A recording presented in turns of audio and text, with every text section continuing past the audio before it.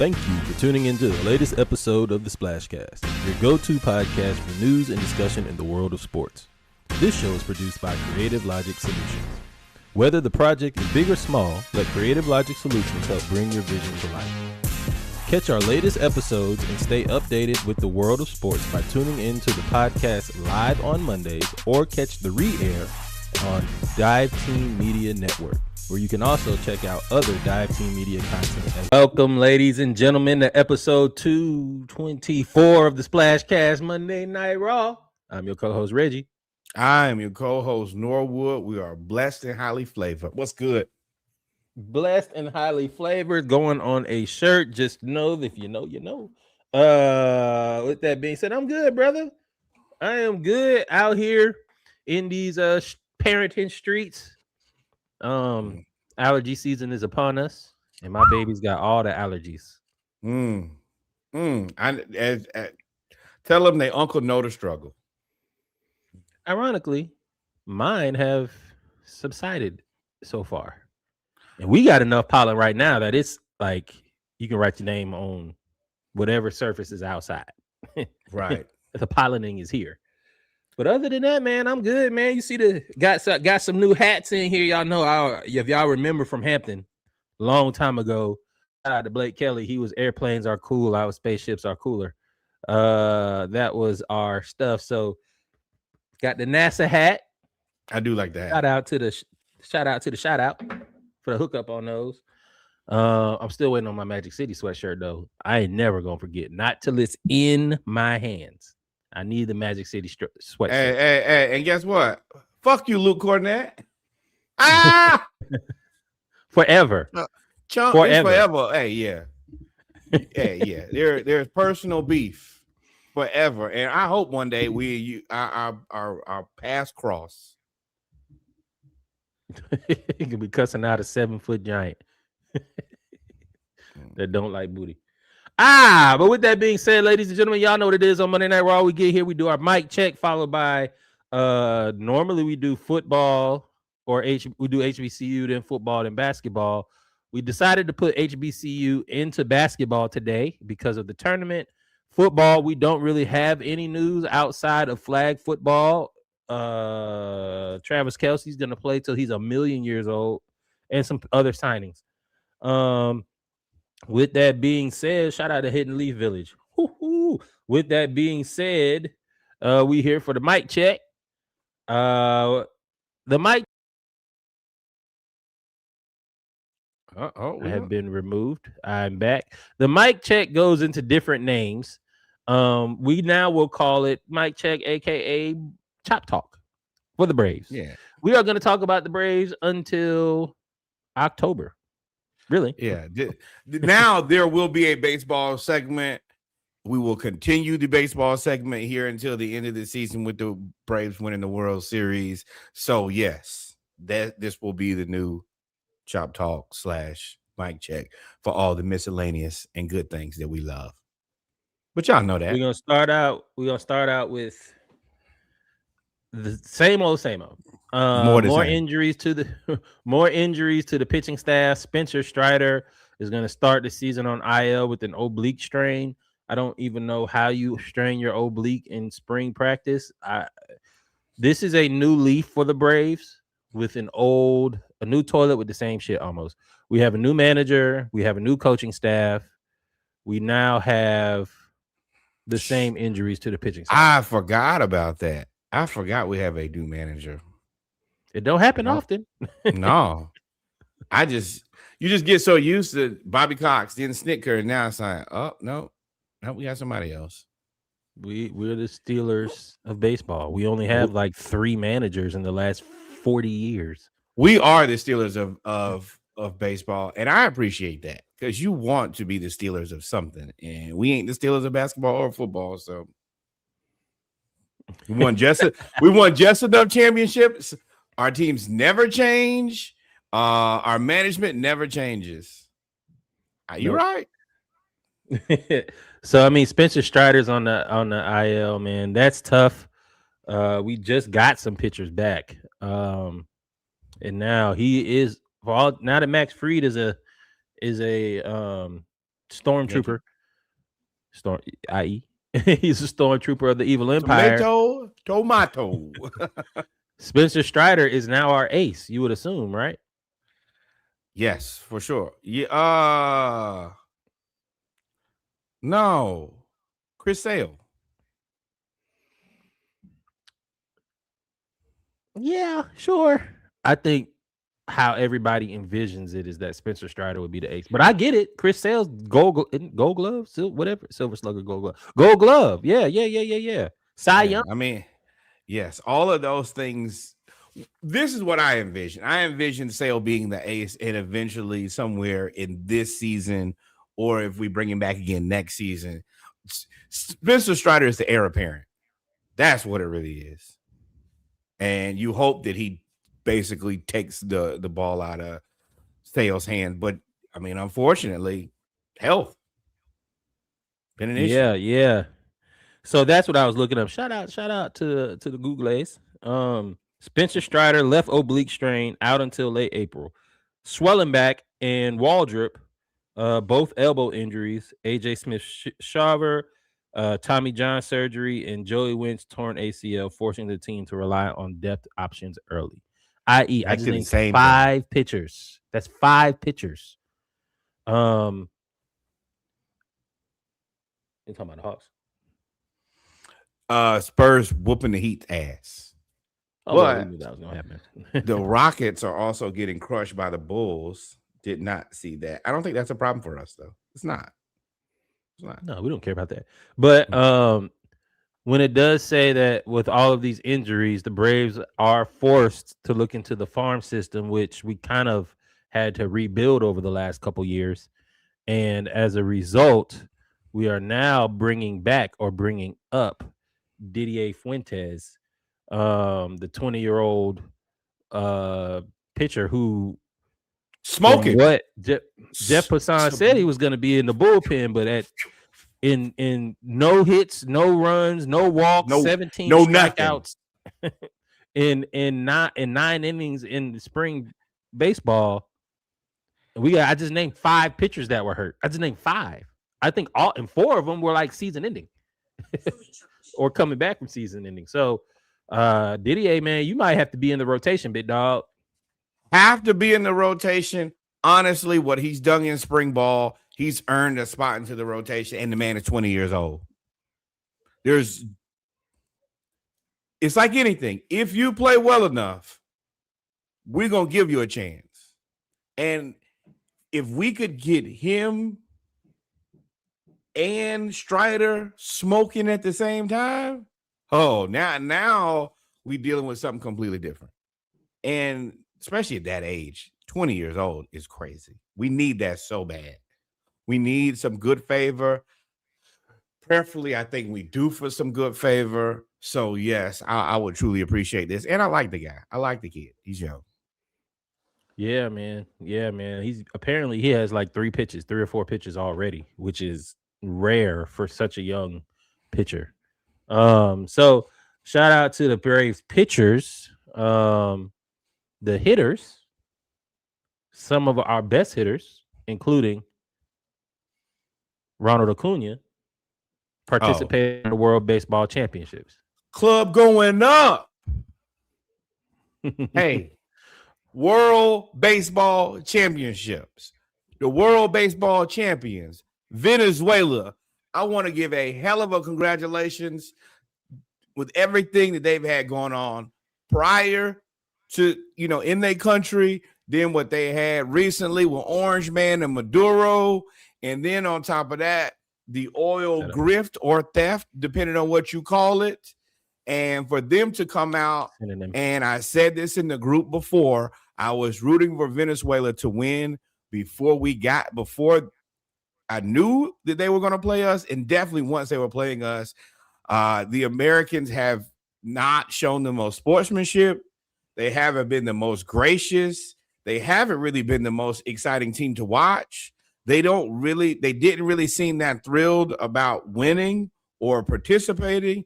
And the rest of these countries have been infinitely more gracious and exciting to watch and happy to compete. We kind of smelling our own shit, and that's the reason I'm happy we lost. Arrogance. The makeup of the team can kind of tell you the attitude of it. You kind of know. You kind of know where everybody stands. Wow. Big sniper. You kind of know where everybody stands on their thoughts on society, especially in the country, by the makeup of the team. Shout out to Venezuela. We know about everything that's happened off the field, off the diamond. I guess we call it a diamond. Everything off the diamond. This was something that was definitely celebrated amongst the country. And they needed this way. They needed this way more than we did. What's funny to me is we're never enthusiastic about sports that we're not favored to win.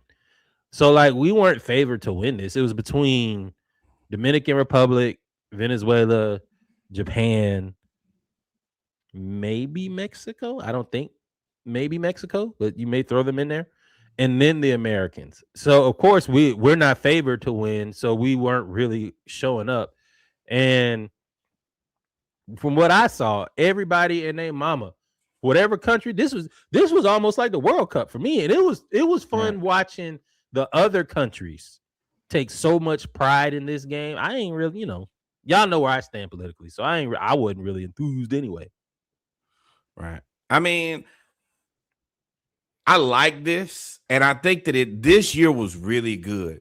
All the rest of these teams really appreciated playing in this. And Derek Jeter, you can kiss my ass. I know that they said that this is better than winning the World Series. For you, sure, I can understand. You're from America. The rest of these people don't have that many opportunities to play and represent their country, which I think they care way more about than their team, their job. And I think that Ronald Acuña loves to be Atlanta Brave, but he said, I was born in Venezuela. I was, that's where I'm from. I appreciate being in Atlanta Brave. I love being in Atlanta Brave, but this is my opportunity to represent my country. And we take that shit for granted. These people really like, hey, man, I'm trying to do this for me and my family and my lineage. And I think that's one of the things that those MLB players have taken for granted. I also didn't like the way that after they lost and they awarded the silver medal, before they even got to the dugout, they took them off. I think that was a low-class move. I think that this team, and this was supposed to be the best American World Baseball team ever. Y'all played like some chumps. Y'all acted like some chumps. No, I mean, they played pretty well now. I ain't going to say they played like some chumps, but they played pretty well. But they acted like chumps. They played pretty well. They beat the Dominican Republic, although, I mean, we don't. It was not a strike. But I also like, what's interesting to me is that they went to this, had the World Baseball Championships for 3 weeks, and then 2 days later, they was back on the diamond in spring baseball. Like, hey, you have a contractual obligation. Oh yeah. And now all them people that was beefing, right? They were teammates. Remember, they weren't shaking each other's hands and all that stuff. Now we right back in the dugout. That's the Mariners. I think that was a little gamesmanship, funny, ha type of thing. But also, y'all have to remember, this is these people country. This is where they are from. This is where they're from, and all of their ancestors are from. Hey, man, this is still a job. This is still a job when you go to. Are from. Correct. And the rest playing for in the MLB is great because you get paid a ton of money. But this is their job. This is an opportunity for them to celebrate their country. In the same way that we love America and America this and America this and back to blue this and same thing with them. Don't say back to blue. Well, I'm saying that you know. I just know what you're saying. Yeah, that boy took that extra step, took that 0 step over there. Gather. Yeah, it's the news is newsing right now. But all of those things in the same way, like I think that it also pisses me off that America can take all the pride in this country, but when other people do the same, it's like, well, why do you care about where you live? It's where I'm from. And the same way you love yours, the same way I love mine. So hey, and mine ain't ruining the rest of the world for everybody. Yeah. True. So and shout out to the gamesmanship, putting the championship medal in jersey in Ozzy Albies locker, who decided to play for the Netherlands, even though it's from Curacao. That's the thing. They're Dutch owned colony. So that's how he got there. But he was also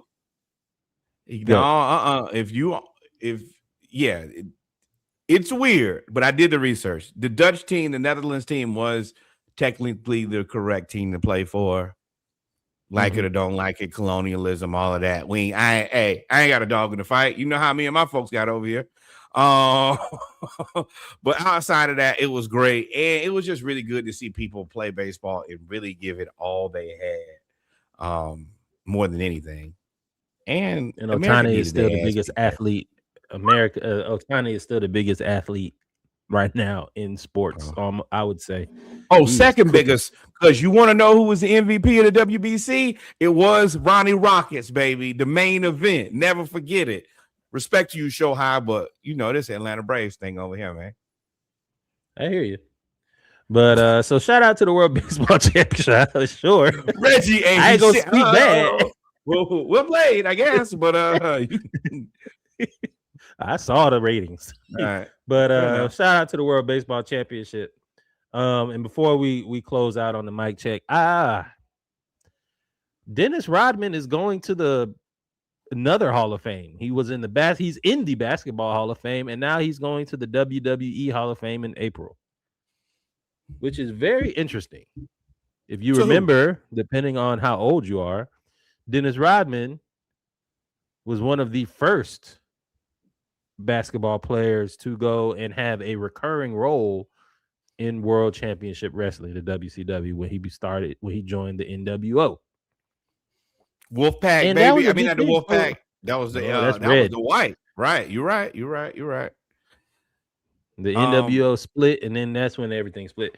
But yeah, so apparently a lot of wrestling fans feel some type of way about this. I'm not the biggest wrestling fan. I didn't even know they really had they took the Hall of Fame seriously. Oh, very much so.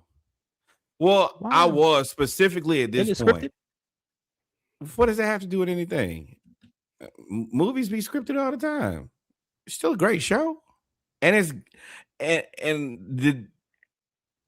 couple of things. Number one, wrestling is the only show that's been selling out everywhere they go for the past umpteen million years. Ain't no off years in wrestling. Between pay-per-view and their tour, they don't miss. They kill it. Now, I think that this makes perfect sense because Rodman was, like you said, not only the first basketball player, really the first real athlete to cross over into what this is, whether you want to call it scripted drama, soap opera, whatever it was. And he did it in a big way. He was a big character. And this was at the peak, at the height of, for the people who are our age, the NWO era. This is the Generation X era is really the that, but whoa, Kev. Yeah. Kev, boy, stop the conversation. Right. That boy said, "Oh, heart." Yeah, I think that for me, I get what you're saying. It's real. It's real enough. It's really dangerous. Great point. That's he's very real. Yeah, but Rodman was the man, and eventually, remember, that's how he got Karl Malone, and I think eventually you get Shaq and all of those guys. He was a major conduit into taking wrestling to the top. Yeah. Because you know what? That's what it was when him and Karl Malone had their and Karl Malone came out there too, and he was part of it as well. Exactly. Now you look back, and I mean, you got Tyrese Halliburton and Jalen Brunson doing this. That's a legacy from 20 years ago. Something that I know y'all want to call Dennis Rodman all the craziest and peculiar and unique, and he is. He for sure is. But that's something that he started. That's a bridge that he created. And we've all grown up. We have all these athletes who are either closet fans of wrestling or big fans of wrestling. I can't remember who saw Booker T.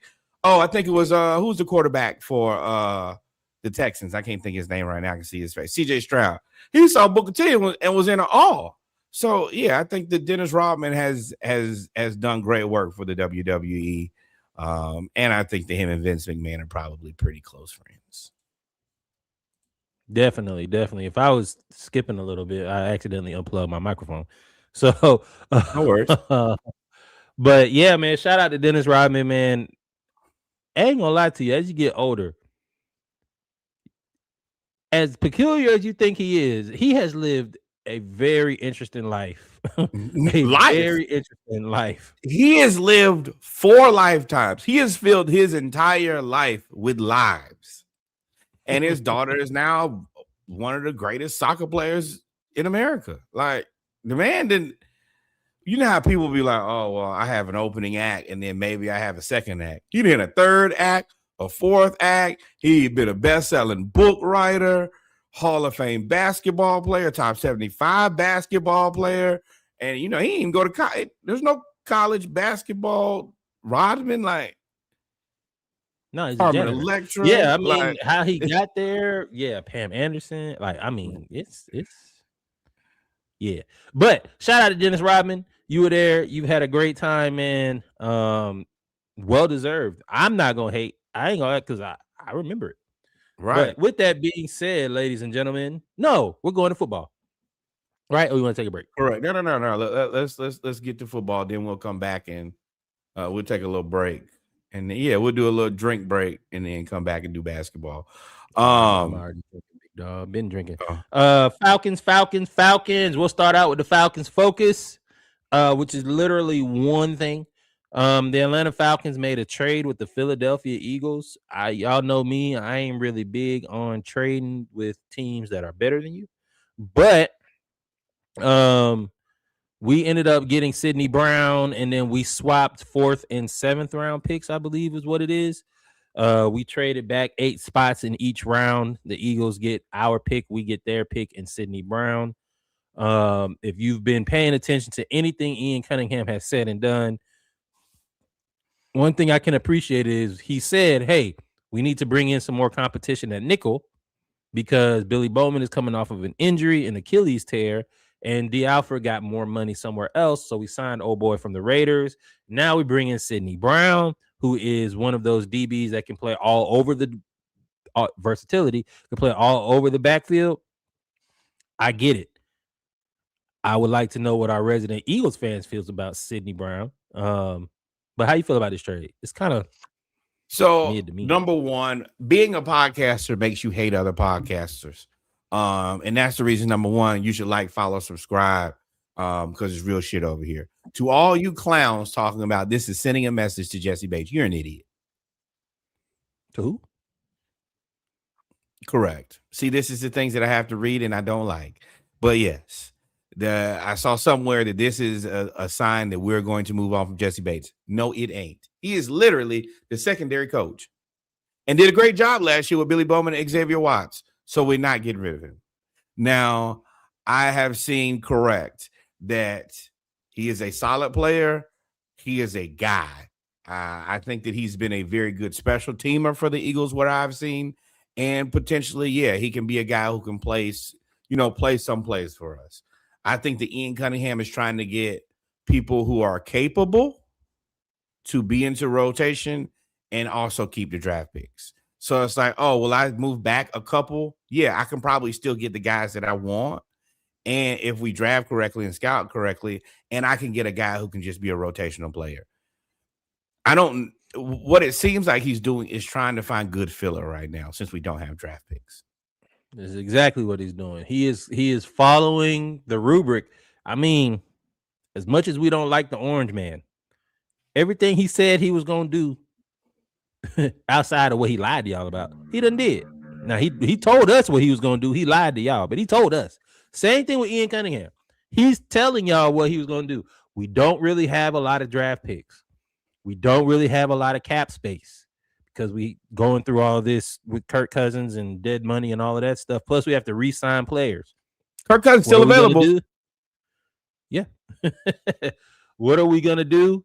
We are going to sign players, and I think I said this last week, in kind of the basketball model of 1 or 2 years, and then it was going to get us to 2027, where 2027 Cousins is off the books. We'll be able to extend some players. Jesse Bates will be probably up for a extension, but should be a little bit more affordable. And I think we have like $120 million in cap space in 2027 and like 9-10 draft picks, because we got 3 compensatory picks from all the players we lost. Plus, we have all our draft picks for next year. So that's 9 or 10 draft picks.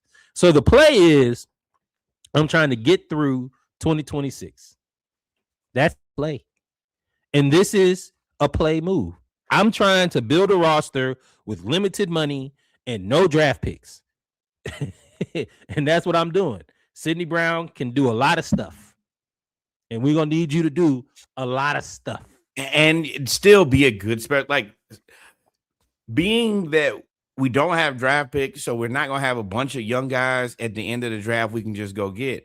Having competent special teamers means more. That's a third of the game. And that's a part of the game that will make or break, as you can ask very much so us about how much special teams matter. So, yeah, he's I just think that everything is safe. And I don't like playing it safe, but that seems to be the strategy. And if you're going to do it, they seem to be committed to playing it as safe as possible. Update. I am watching. Sorry, I keep turning. Y'all know the Hawks are in a playoff battle right now for seeding. The Indiana Pacers are beating the Orlando 128-125 with 24 seconds left. Turn it up. We need that dub. So I'm trying to watch now. I can't be bothered with that because I'll get distracted. But that's why I keep turning. So what's up, Sneaky? Rodman is the most interesting man in sports, arguably. I mean, that's alive, yeah. I think Wilt probably had an interesting time. Man, Wilt gave everybody hell. Man, ain't nobody been like Wilt since Wilt now. In every facet. Correct. On the court. I mean, Kareem too. Now Kareem was just a different type of interesting. Nah, but Kareem was Wimby. Yeah, but that ain't interesting. It's respectable. It's a lot of things. You also not really like, oh, let me call Kareem and let's kick it. Kareem ain't like none of y'all. Nah. but back to it. Falcons, man, we're literally just trying to build out a roster and we'll figure it out from there. I think this is just phase 2. Next phase is the draft. Y'all stay tuned because we'll definitely have more coming up for the draft, as I will do some draft specials. But before we run away from that, we did kind of stumble onto something I find very interesting. Kirk Cousins is still very much so available. It doesn't seem like people are running over to sign Kirk Cousins. And the other part that's interesting is the Steelers. What are you is it me, Kev? You clicking in and out for me. It might be me. Is it me, Kev? You can hear him? Okay. Yeah. But for me, the two things are Kirk Cousins. Everybody was so believing that they were going to be interested in him. And it seems pretty quiet on the Western Front. And the Steelers don't know what's going on with Aaron Rodgers. That seems strange to me. Okay, thanks, Kev. So yeah, that all of that's weird. And I think that you should be trying to figure out your quarterback, because until you figure out your quarterback, I don't know how you build an offense or a playbook.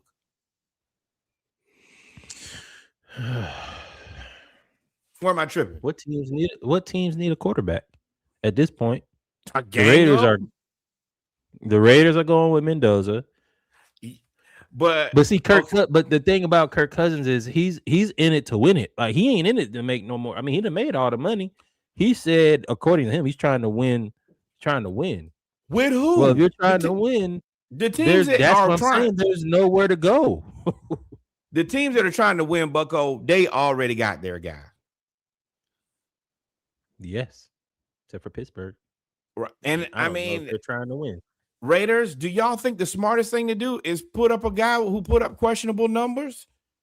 Like on day one? Like rookie quarterbacks, notoriously not the best decision to make. At least get a man some clearance. Come on, man. This is the Davis family over there. The White Davises. White. They don't believe in paying a lot of money. They don't believe in paying a lot of money and not playing you. I'm not about to pay you $30 million to not play, $20 million. I guess Geno to the Jets. Steelers don't have a quarterback. Browns have a clusterfuck. Jaguars, no.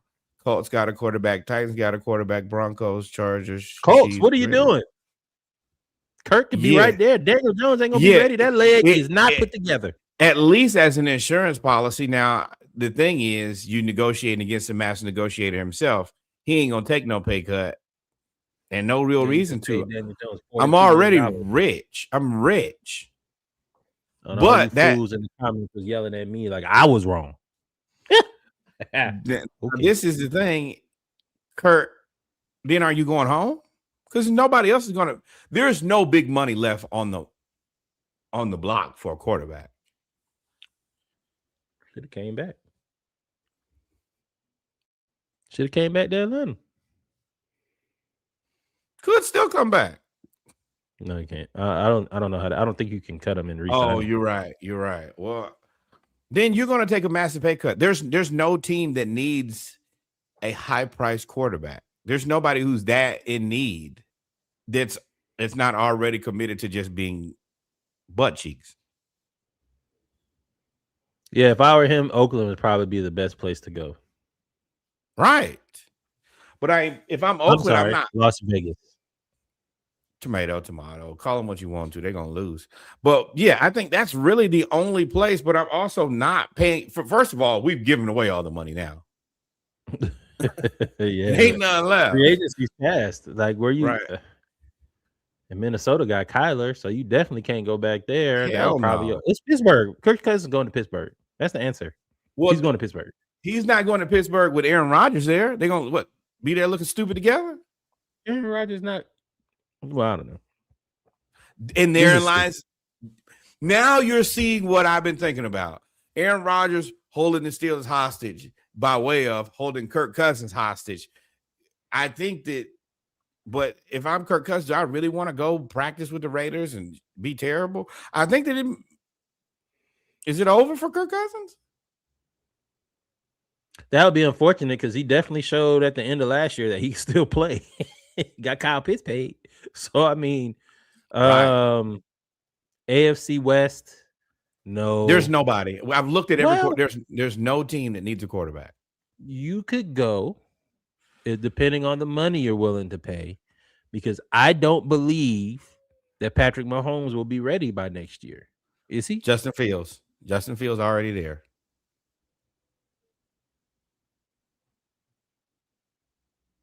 I mean, this is a great segue. We'll get there. But I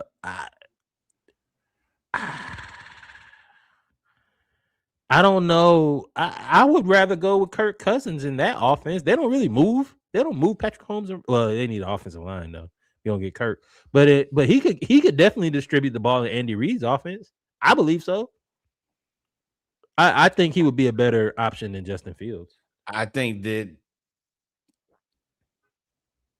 a lot. Justin Fields, Patrick Mahomes, and Kirk Cousins sounds like a headache that Kansas City probably don't want to deal with. Pacers win. But it's what I'm getting out of this, and what I hope the listeners get out of this is it should be very interesting for how things play out with Kirk Cousins and the Steelers, and on top of that, Aaron Rodgers here for the next few months. And it's very quiet and it's very strange. And I don't know why. You got to make a playbook. You got to start picking players. And Kirk Cousins is a guy who you have to build a team very specifically around due to his physical limitations. Yeah, there's really nowhere else for him to go. Home. That's it. I mean, yeah. Speaking Go of build your which, family, Kirk. I'm gonna pivot real fast, and we'll come back to JSN. We were talking about the Chiefs signing Travis Kelce to a 3-year. Now I don't know the parameters. I don't know what's guaranteed. I don't know all of that. This is 3-year, something trick bag here. It's a trick bag here. $54.7 million extension for Travis Kelce with Kansas City, where they were basically walking him out of the door at the end of last season. And now they signed him to a 3-year, $54 million contract extension. So that averages out to what, $18.25 million a year, something like that. I'm not gonna say I can't understand it, because I think he wants to end with Patrick Mahomes as his quarterback, and we don't know the status of Pat, even though they said they might bring him back at the end of next year. But I exactly, Sneaky. A shout out to everybody. Shout out to the world in the chat. Thank you. Make sure you like, follow, subscribe. Send this out to all of your friends on your story too. Right now, press share. But I don't see why you would pay Travis Kelce 50. Why you would pay him that much money, especially when you have to build an offensive line.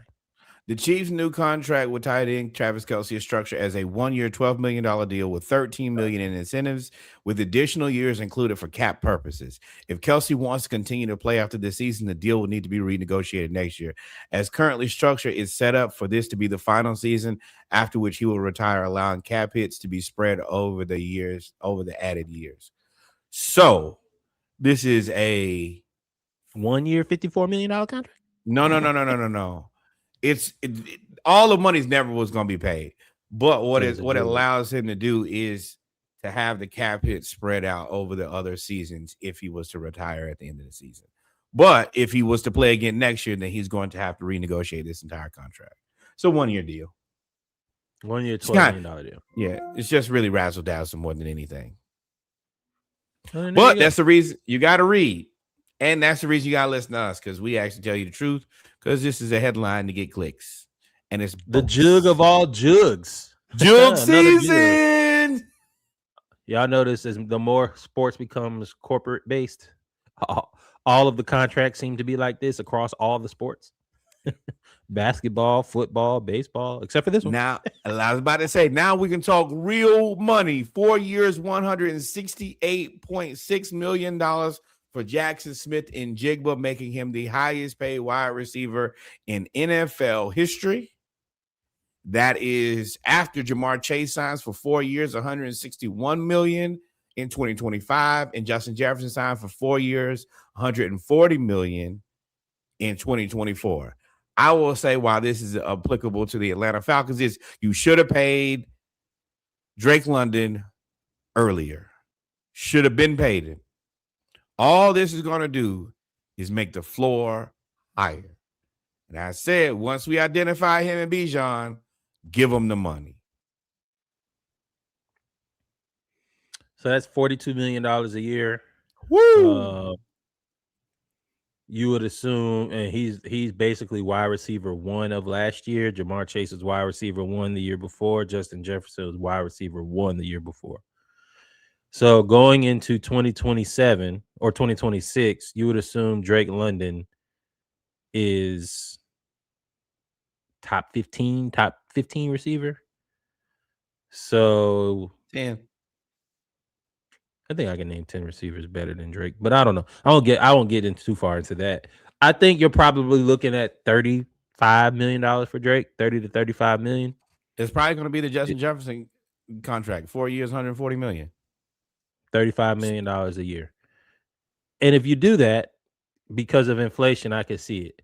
But you're going to have, now if I'm Drake, you can do what Jackson Smith-Njigba did. He just went out there and was like, y'all not going to pay me? Then fine.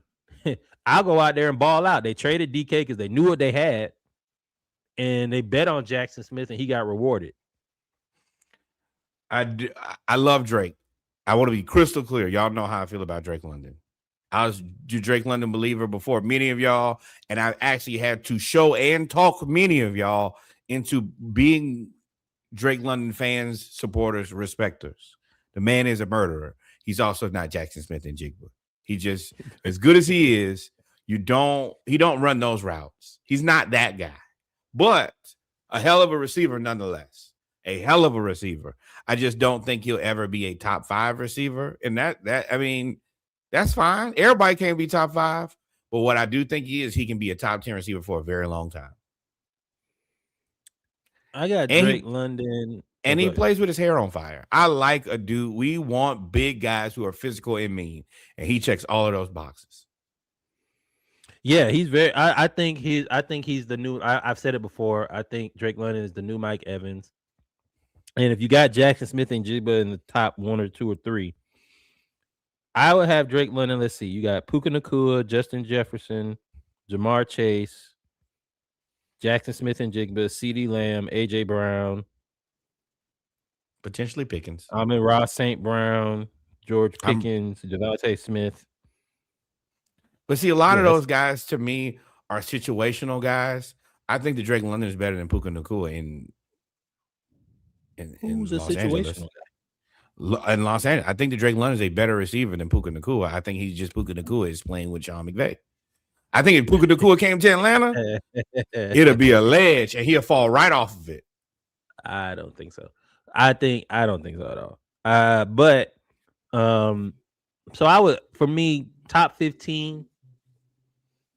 And then you probably, I can get into the weeds in this. You go look at the top 15 wide receiver payment contracts, and you probably put them at 11, 12, which is probably going to be $30 million a year. And let's be clear, this is the other part. He's had the struggle of quarterbacks. Like, he ain't had his pick of QBs. So, yeah, for a guy who's been a good soldier, good, bad, or indifferent, he gives it all he has. He is a good teammate. Yeah, this is a guy who you want to keep around.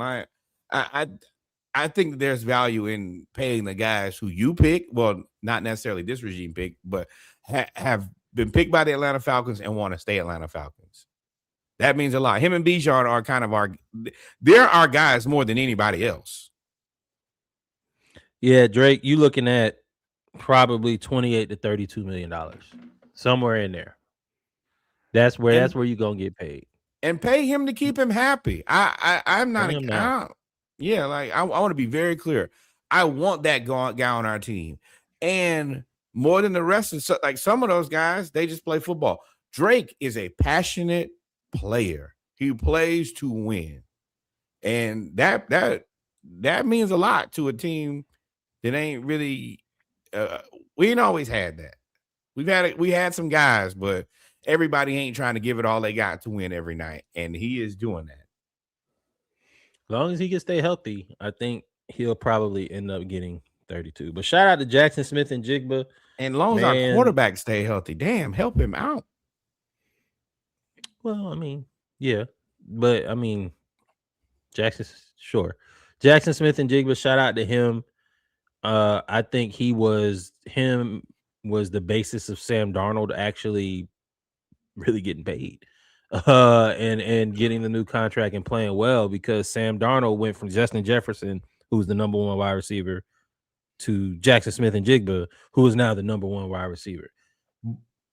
It's tricky, because on one hand you say, hey man, you basically been playing with top 3 wide receivers for the last couple of years, but that means that you've also been able to help those guys produce at the absolute highest level. And everybody can't do that. And I think that if anybody knows that, it's JJ McCarthy. Justin Jefferson. But and shout out to the coaching too. I think he always knew that. He never wanted to leave. You understand that, like, Sam Darnold could throw the ball down the field, and Jackson Smith and Jigba is probably one of the best, if not top 3 route runners right now in the league. Killer. Murderer. Once he stacks you and gets on top of the route, it's over with. Call God. And then they got old boy 22 on the other side that can run a 4.2 whatever. Exactly. But with that being said, ladies and gentlemen, we've come to the end of the mic check /football segment. Draft is coming up. Make sure you like, follow, and subscribe. We are going to take a drink break. I already got my drink, and then we'll be right back with our hoop segment where we talk about to celebrate WNBA, NCAA tournament, and Hawks talk, as well as news around basketball, the NBA. And y'all guess stay what? tuned. We'll be right back. Oh, damn. Number one, quick update. The Lakers lost to the Pistons. With no Kate. Yes, which is disappointing, but that don't really matter to us. I want everybody in the East. I want the East to be flat. Give us a chance. But I think that maybe even gives us a better chance because eventually they're going to have to lose without Cade. And also, shout out to the Pacers doing the needful. Sneaky thoughts and prayers. I hate to see it, but I love to see it. Pacers did the job, 128 to 126. It's love right now. And in Orlando and Sneaky, you need to. I'll ask you this question when we get back. I know I already know what's about to happen in the offseason for y'all. We'll be right back. Y'all, we begin to rock. Steady rocking all night long.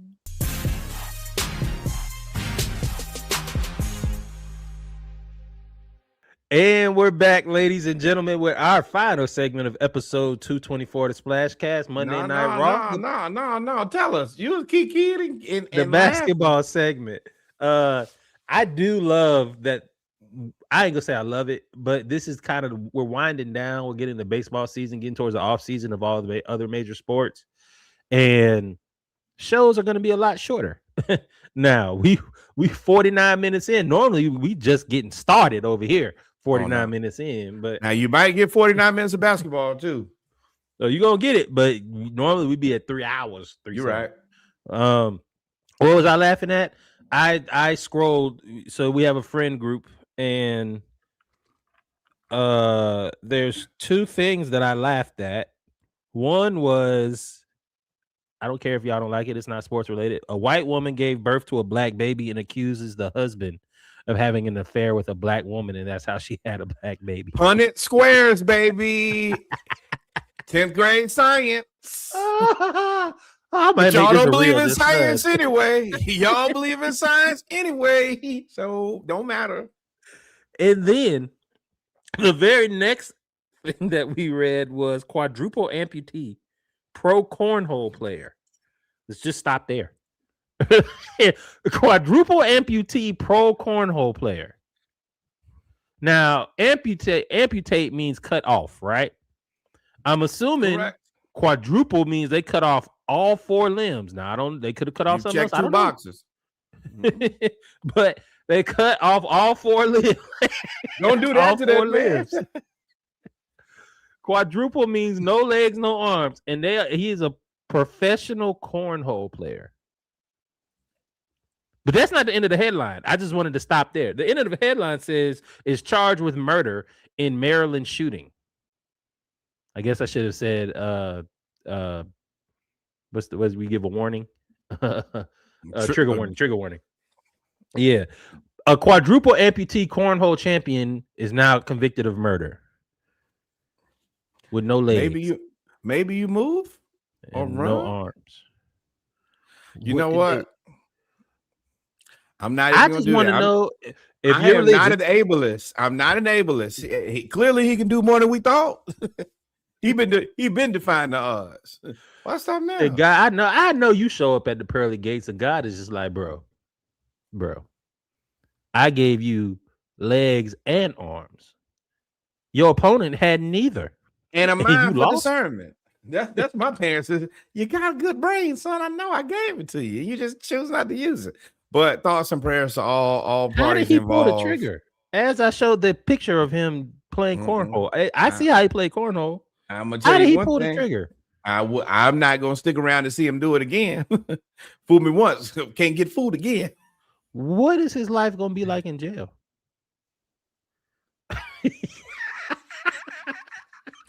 I assume he'll be leaning on the everlasting. Ragdoll. All right, ladies and gentlemen. Hey, whoa. Hey, we're gonna move right on to Reggie is a clown and I am happy to announce it seems That boy like gonna be a piñata. yeah.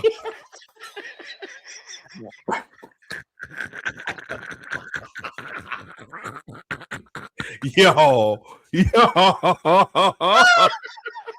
Piñata is I'm sorry, y'all. crazy. I've been laughing at this for like 10 minutes. Hey, for T's and P's, all those involved. Somebody did lose their life.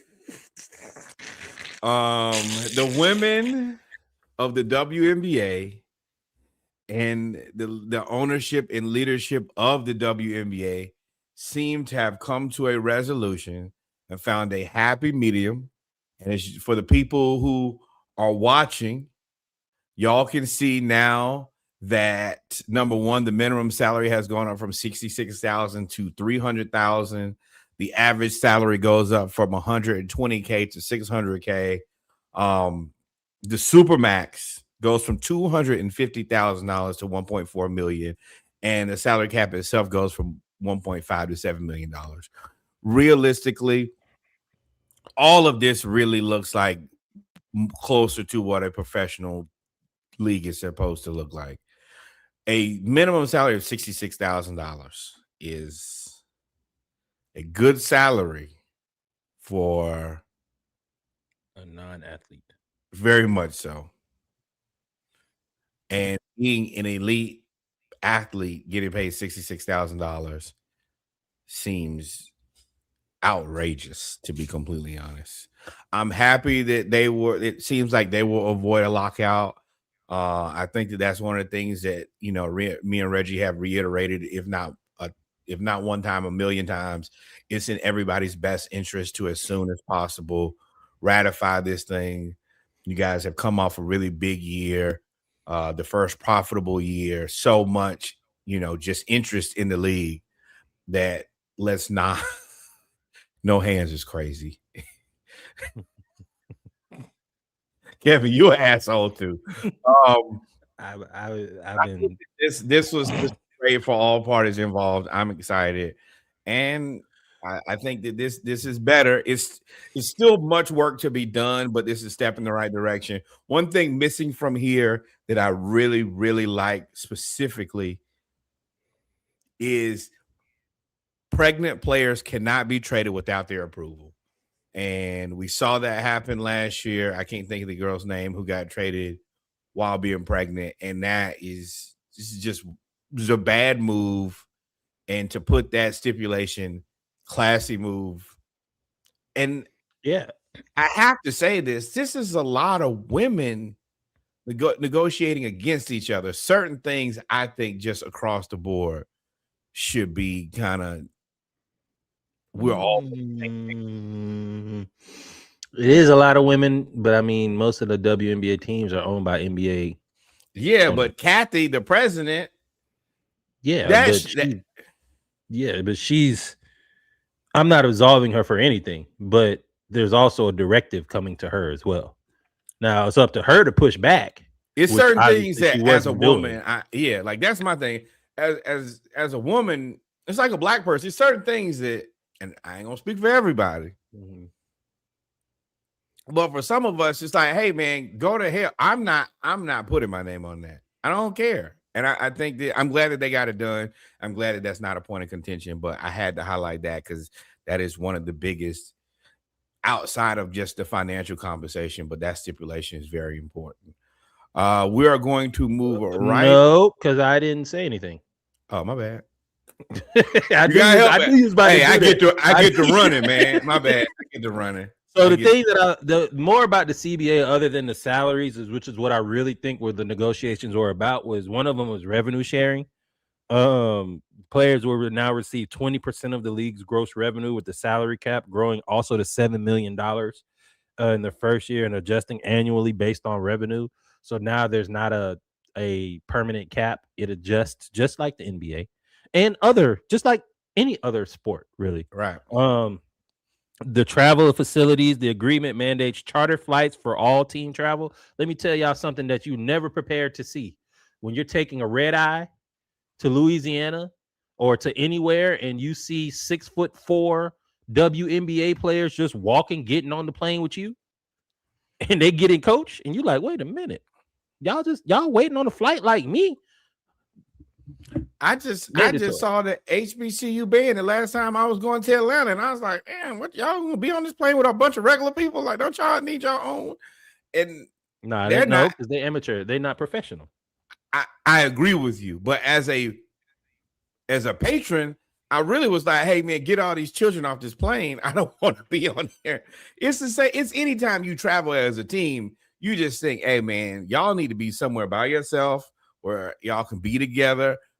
Next, y'all all tall as hell. These regular flights ain't big enough for you. They're barely big enough for me and you.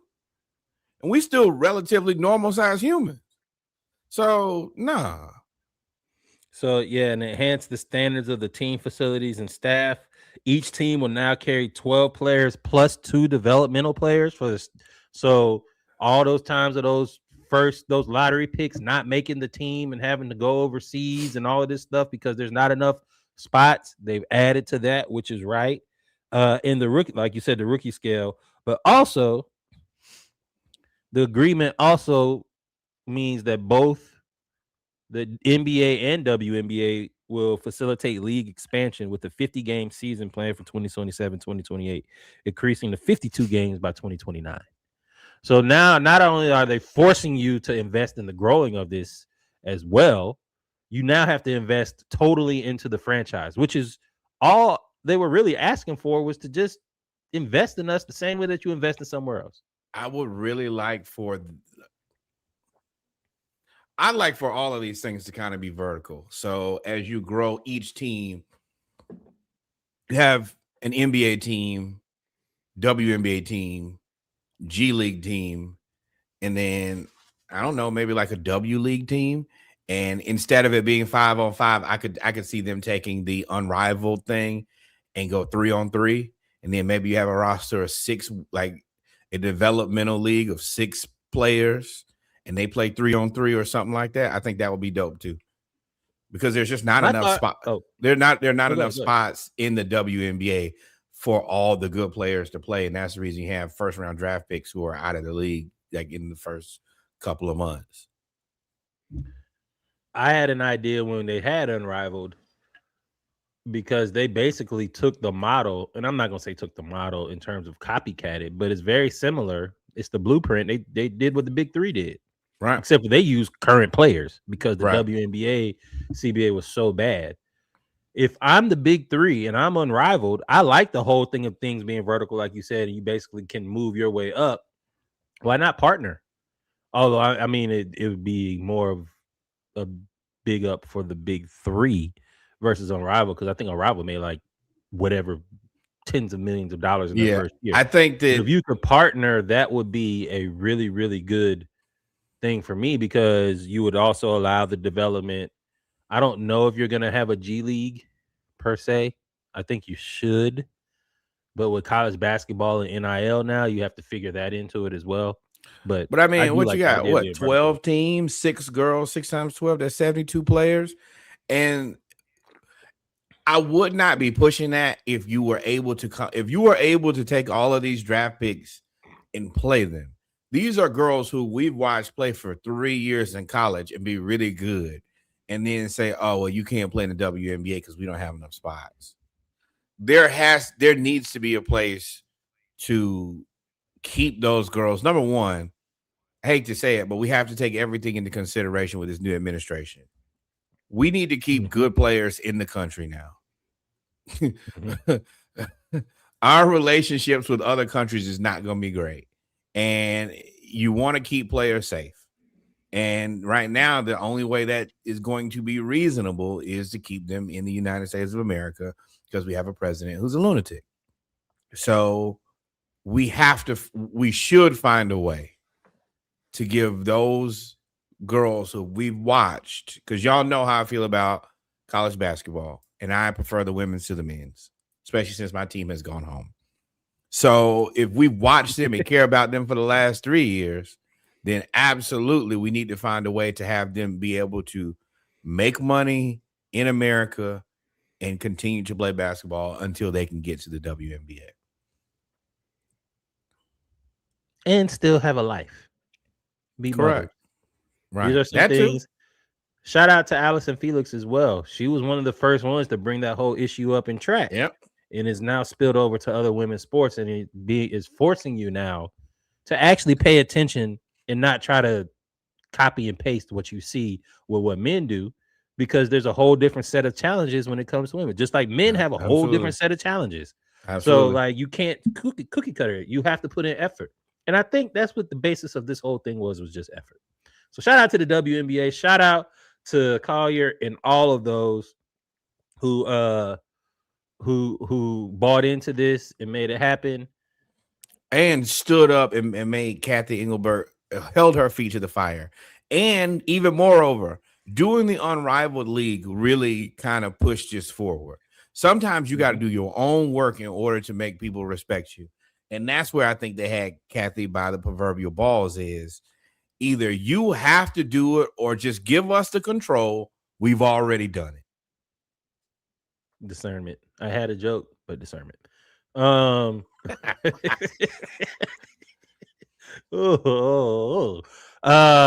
with that being said, shout out to the WNBA, man. Y'all got it done. And this is just the start. NCAA tournament.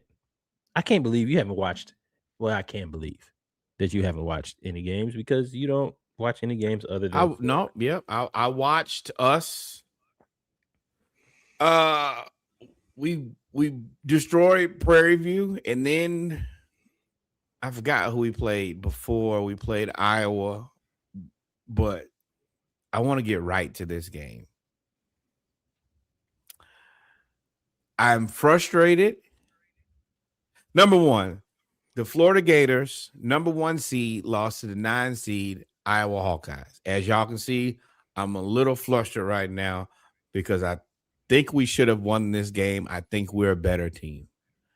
I will say that we started out very slow on offense. I think that was a recruiting issue.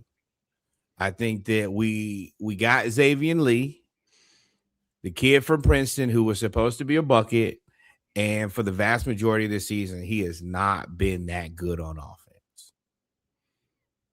well, not in this game. Yeah, but even in this game, when we needed him to come up with a bucket at the end, he fumbled. The part that I did enjoy and I really appreciate it was our defense is really top tier, was really top tier.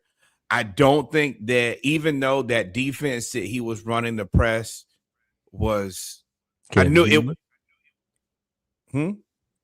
Not good. I think that press got us back into the game, and I understand Todd Golden using that because it really helped us out.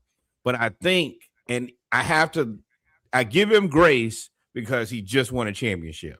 But I think that he should have, and the majority of people who you'll see commenting on this game said, hey, bro, you should have got out of that defense for that last possession. Now, to his credit, his answer was he expected to foul them and let them shoot free throws and potentially go to overtime. I think that was the wrong decision too. I think that you had really good defenders on the field. I mean on the court. I'd have probably put Chinelu back in, but I would have just played straight up instead of that defense that allowed them to shoot that wide open 3-pointer. I have a new respect for Condon. I think that he is going to be a solid NBA player, and I have a new respect for Hall. I think that he's going to be a good NBA player. Those are going to be two rangy bigs. I think Condon is a 7-footer. He's going to be a solid player, and Hall, I think, could be really good, projected to maybe go to the Spurs. And that is very scary to me. Him and Wemby together, Ed Carter Bryant, Stephon Castle, and Harper would be a very good, talented young core. But we lost, and I'm pissed. I'm just so happy that y'all lost because it takes away from the fact that you don't watch basketball. And we literally went a whole year of saying basketball sucks and this, that, and the third. And then y'all won a national. Nope. I'll let Go you ahead. just talk for 2 minutes. Get it up. Get your shit off. And then y'all win a national championship, and it's orange and blue glitter everywhere. And let's go this, let's go that. It was just sickening to watch, to listen to. All the reposts in the group of the stuff of the players that you didn't know. Like, we don't care. So to see y'all lose, to see y'all coach, who is a fiery coach, lose to a coach that he tried to get fiery with on the sideline was very entertaining. I ain't gonna lie to y'all. When them Wahite coaches be going at it on the sideline, I'd be like, throw the punch. Well, I think he was mad because the kid who hit the game winner also threw a punch, and he definitely threw a punch. And if you throw a punch, you should probably be ejected from the game. But at the end of the day, y'all know how I feel. Once you're a team that's in the echelon where Florida is, win or go home. It's that fucking simple. I don't care about nothing else. Did you win or did you lose? Y'all lost. Now go home. Now, as far as this, you're right. I don't like men's college basketball, but I do like my team. Baseball, you kind of in the same degree. I don't care about what the Milwaukee Brewers are doing. They can go to hell. But what I do care about is the Atlanta Braves. How about that? And moreover, also, I noticed. Wait, I ain't done. I wasn't either. I wasn't done either. I noticed that people be hating about me, happy about my team. Y'all ain't even got no team. How you hating from outside the club? I don't. If you had one singular team, then I can understand. And for the people who have college basketball teams, kudos, talk your shit. But if you don't even got a team, then you just hate. Back to it. So the loss that Florida took, Chinyelu is how you say it. Chinyelu. That's where y'all lost. Y'all didn't lose anywhere else. Yeah, 0 points. That's not his job. 0 points, 1 rebound. That's his job. 1 rebound, and I don't think he had any blocks. 0 blocks and 4 fouls. They put him in the blender for all 19 minutes he was on the court, and they caused him to foul, and that's what. And the fact that that boy was 4-6 from 3 from Iowa, 1 of 2, 2 of 4, and y'all were not. I don't like that he subbed him out and just basically fouled him out of the game, especially when you anymore. Yeah, like we have enough bigs that if he gets fouled, if he fouls out, then fuck it, play the guys who you got. We didn't end up playing him at the end of the game anyway, so just play him. It's very difficult because I think that Todd Golden is one of the best coaches in college basketball right now, and he just came off a championship. So I give those people a lot of grace, but I do think that if you look back at what he did here, there's a lot of things left for opportunity, and that's just the truth.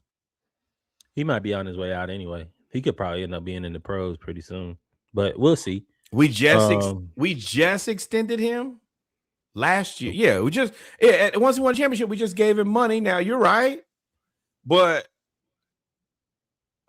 I mean, you ain't wrong either.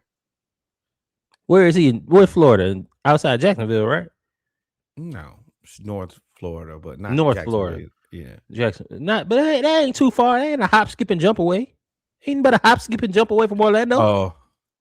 Oh, right down the street. And when we get to NBA, I'm gonna tell y'all it's on the way in Orlando. It's on the way. That is the one thing. It's tricky. It is because Billy Donovan did it. Yeah, you want the truth? It's time for him to go. No, Billy Donovan should have kept his ass in Florida. Donovan, he's coached a bunch of years in the NBA, not to the same level of success he had in college. If Billy Donovan stays in college, then he's heralded as one of the greatest ever. Like, and still tons of respect, but Billy basically got them 2 and got on. And I mean, Billy's an okay coach in the NBA, but not anything where you're like Florida was never his goal. It was never his goal to stay there. But And I maybe Todd Golden's goal, I don't know. But to me, you got to strike while the iron is hot. You are upset as you about to go back to back, which doesn't really happen often. It was a stretch for us anyway. Our offense is weak. But like, what do you look at Billy? How do you sum up Billy Donovan's NBA career so far? And it's a long NBA career now. Where is he now? Chicago? Exactly. Where was he now? Where was he before Chicago? When he went to OKC. Thunder? Yep. So the Thunder was interesting because they basically were in a rebuild. And he's a culture guy. There you go. That's how you sum it up. You got to build the culture around there, and then they move you on. And they brought in old boy with Chicago. Chicago forever. Wasn't Hoiberg there before? I think he came. Yeah, Hoiberg was there before Billy Donovan. Then Billy Donovan got there. Chicago was ass. They've been trying. Bulls coach. I think Tibbs was the coach before him. No, because Jimmy Butler and Hoiberg were there. Jimmy Butler ran Hoiberg out of there, or he ran Jimmy Butler. Either way, it was Hoiberg was there too. And okay, so it was Thibodeau 10 to 15, Hoiberg 15 to 18, Boylan 18 to 20, and Billy Donovan 20 to present. Billy Donovan is 200 and 205 for the Bulls. And who have the Bulls had? The general manager they've had to. Didn't they draft Patrick Williams? Sure, but I mean, they are, to me, as much as you like basketball, the Bulls are right on the precipice of turning the next chapter. And I think what they'll do is they'll have a mediocre year next year. They'll be play-in ready. 7 years of mediocrity. 7. And then they'll tell him, with millions of dollars and low expectations. Then they'll tell him to leave. He'll go somewhere else. Seattle, Las Vegas, one of those teams. And then they'll bring in the young coach. And then the Bulls he's a culture guy. He's Dan Quinn. That's his thing. So my answer to that is, and you should have kept your ass in Gainesville and you could have been the king. Like, I don't want to be the that's not my goal. I want to be in the NBA. Well, yeah, those are two different things to me. Like, I don't want to be the guy who gets you ready to get married. I want to be the guy who you marry. I don't want to be like that. People have different goals, but I think I personally think that Billy Donovan should have kept his ass in Gainesville. Todd Golden, I gotta see, but I was it like he couldn't have came back. I mean, I don't know. Billy Donovan to me doesn't have a career that you can say anything about. He's not done anything, unfortunately. He was with OKC what years? He was OKC what, 18? Yeah, a matter of fact, he has no accolades as a NBA coach. He was with OKC from 2015 to 2020, and he's been with the Bulls as a head coach. Yes, they went to the Western Conference Finals, didn't they? Maybe. I mean, that was Russ. The Durant Westbrook era ended 16. Yeah, they're the year after the Western Conference Finals. Yeah, and they were up 3-1 against the Warriors, and then they blew it. And then KD went to the Warriors, and that's it. And he had James Harden there before, and they traded James Harden to Houston. I don't. So what do you have for Billy Donovan's career? Like, in OKC, it's justifiable to leave Florida, go to OKC, and then make it to the Western Conference Finals, and you don't think your best player is going to leave? But what I'm saying is, the team that you just lost to, in the time that he's been with the Bulls, there have been multiple teams that have made the Bulls front office is terrible. So what are you still there for? Money. Oh, okay. Yeah. I think he's had a very mid NBA career.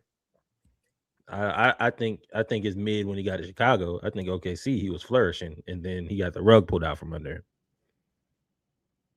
You take that job assuming that you have at least Russell Westbrook and KD locked in for the foreseeable future. You don't think that's just going to end in 1 year? I think he should have stayed in Gainesville. Well, congratulations to him. Best of luck.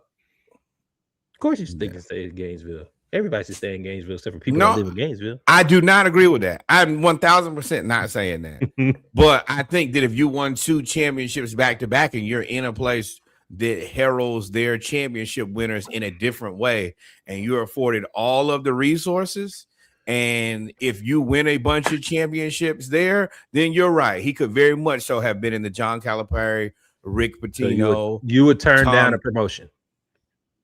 That's a promotion. Going from college to NBA is a promotion.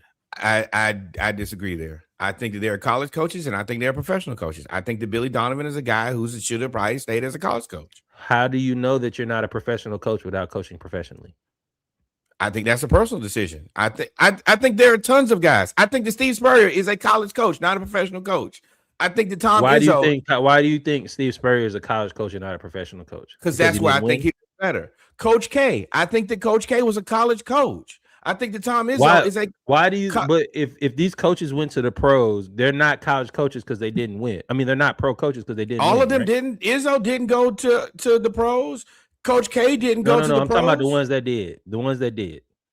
They did, like Spurrier. You referenced Spurrier. He left college and left the pros because he didn't win. Right? He didn't win. No, I think the same way. I think that Spurrier left because he figured out that this ain't for me.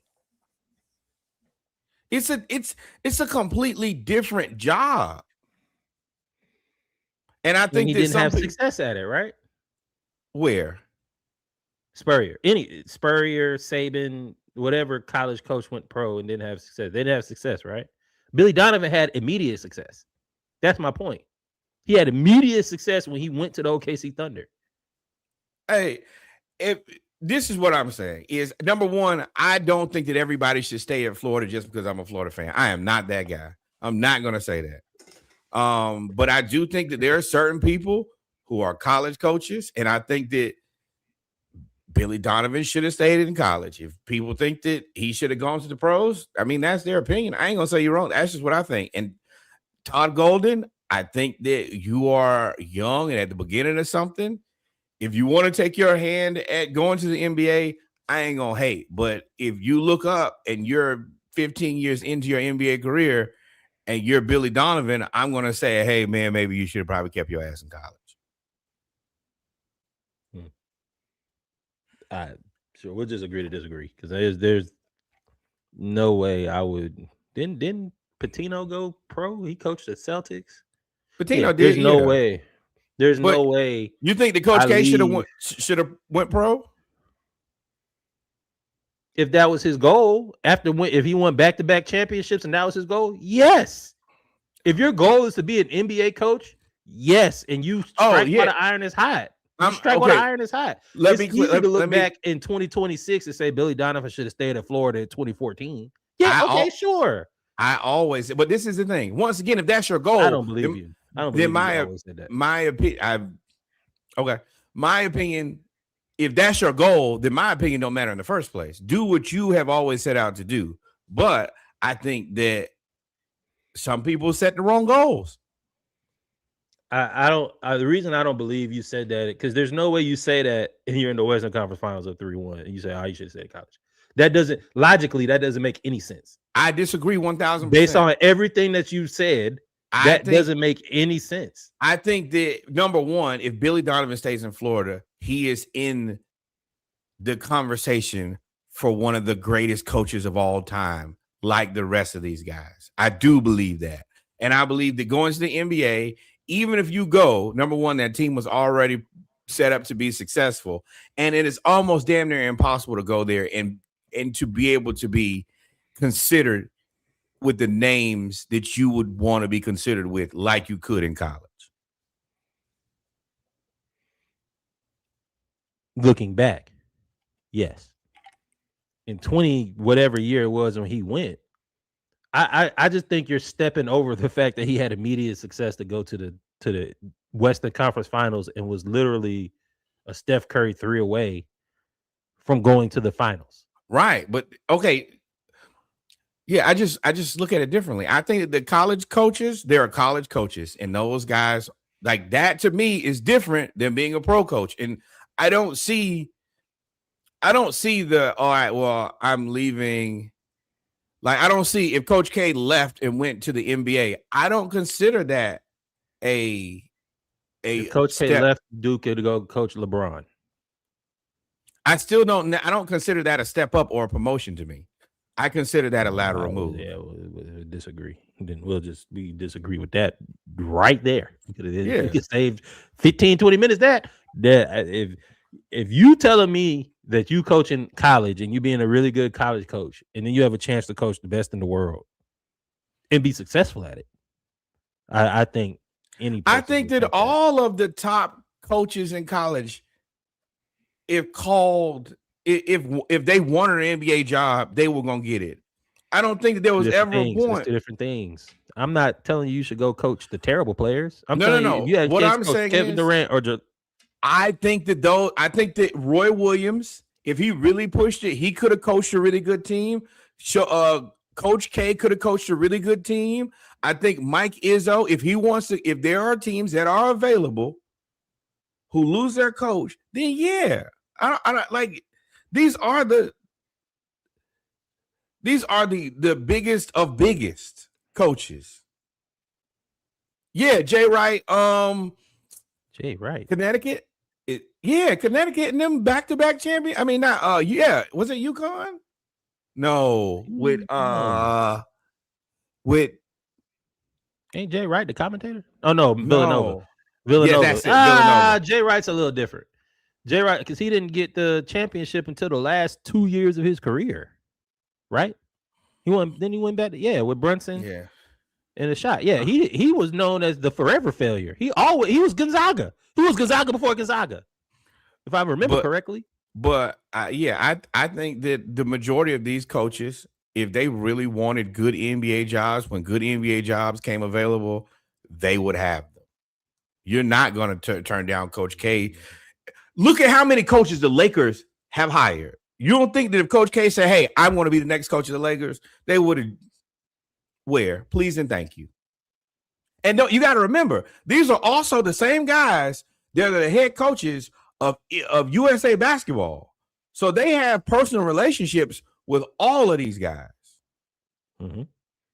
And Nike. So, yeah, if they wanted the job, they could get it. I don't think that these guys, you don't think that Dawn Staley could go coach wherever she want to in the WNBA? Yes, I do.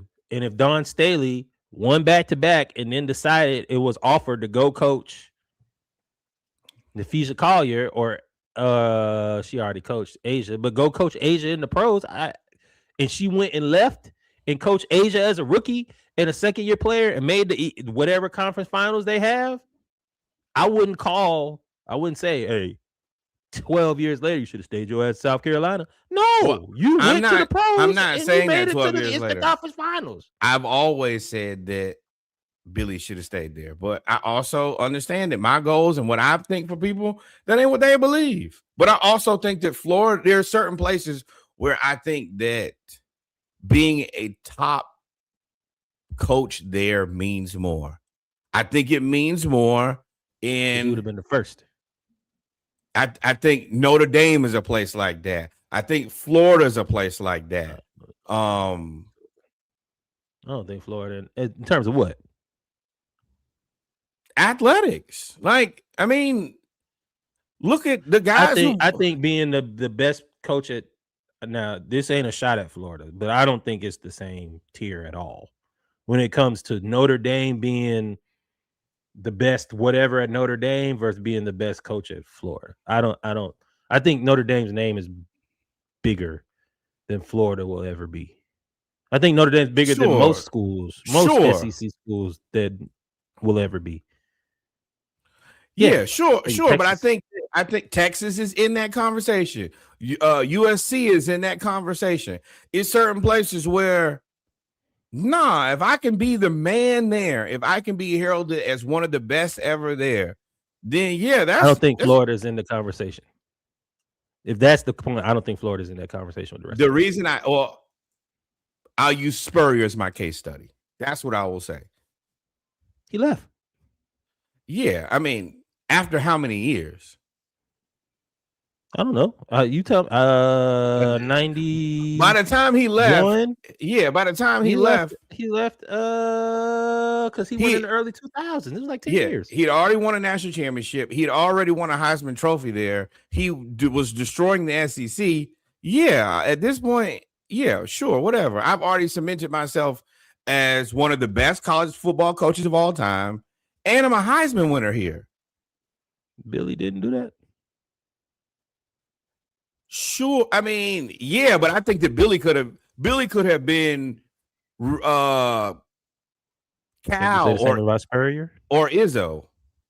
Can you say the same about Spurrier? Absolutely, I think that Spurrier should have kept his ass in Gainesville. I think that everything after Gainesville was a train wreck. And then even that, he still went to South Carolina. I was in South Carolina. He brought them back from the. That's the thing. Another terrible joke. R.I.P. Right. Did.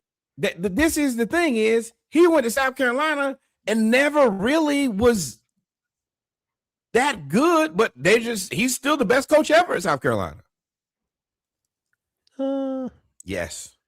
They made it to the SEC championship game, if I'm not mistaken. That don't mean shit for Steve Spurrier. At South Carolina, it do. Yeah, dude. I disagree. That's early stages Florida. When he came from Duke and came to Florida, they weren't winning. I 1000% no. I don't think that in the little bit I know about Steve Spurrier, going to an SEC championship with South Carolina didn't mean shit to that man. Did we win or are we going home? Okay. I will just end that with I disagree. Fair enough. But either way, Gators, it's rough. I'm going to tell y'all now, I assume the players to either be going to the draft or to be finding a new team. So this is also may actually lead to your point. If you don't want to recruit a whole team, and I think he's going to have to recruit a whole team, then he might move around. Who, Golden? Yeah, because I mean, your guys, your anchors on this team are going to the NBA. All of them. Right. When I looked at that roster, I said 7'1", 7 feet, 6'11", 7'9". I was like, oh, okay, well, they all going pro. And I do want to give a little credit to, I forgot the defensive coordinator's name, that black dude, but he's basically the guy who's been building defenses in college basketball forever. And this was his shining star of a front court. But I could see him moving if he don't want to do it. Next season will say a lot. If he comes back, then I think that he wants to stay. If he doesn't, then I appreciate the championship. In quick hitters in HBCU news, Prairie View A&M, they won their first NCAA tournament game against Lehigh. They won 67-55. Led by Dante Horn with 25 points, 7 rebounds, and 4 steals, aided with Corey Wells, 19 points, 11 rebounds. And that was damn near it. Yeah. 2 man. Just keep it a buck with y'all. But congratulations to them.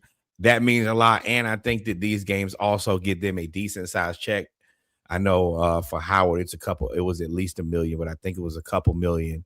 And Howard's men's basketball team won their first NCAA tournament game as well over UMBC 86-83. Few things. Prairie View, shout out to you. Y'all had a hell of a year this year in the SWAC. Basketball and football champions is massive. Crazy. Shout out to Howard, that other school up there, the other HU. Y'all have had a crazy year in athletics. We've covered it extensively when it came to all of the sports. But But I do want to give a shout out to the NCAA. Here's why. And I don't really shout out the NCAA often. Adding in this play-in game and allowing them to count towards program wins in the tournament creates an entire new enthusiasm to watch, right? For the longest times, and I still say this, I think Dawn Staley talked about it 2 years ago. We brought it up. We talk about it all the time. HBCUs win. That boy forgot to put the chaser. They brought the HBCU.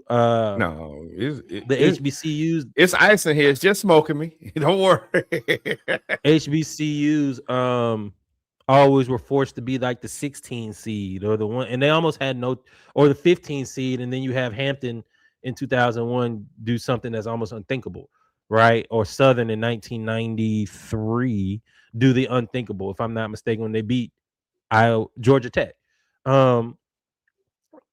Instead of having them have to do almost the impossible, you allow them to play, get some experience in there, and then get to the tournament.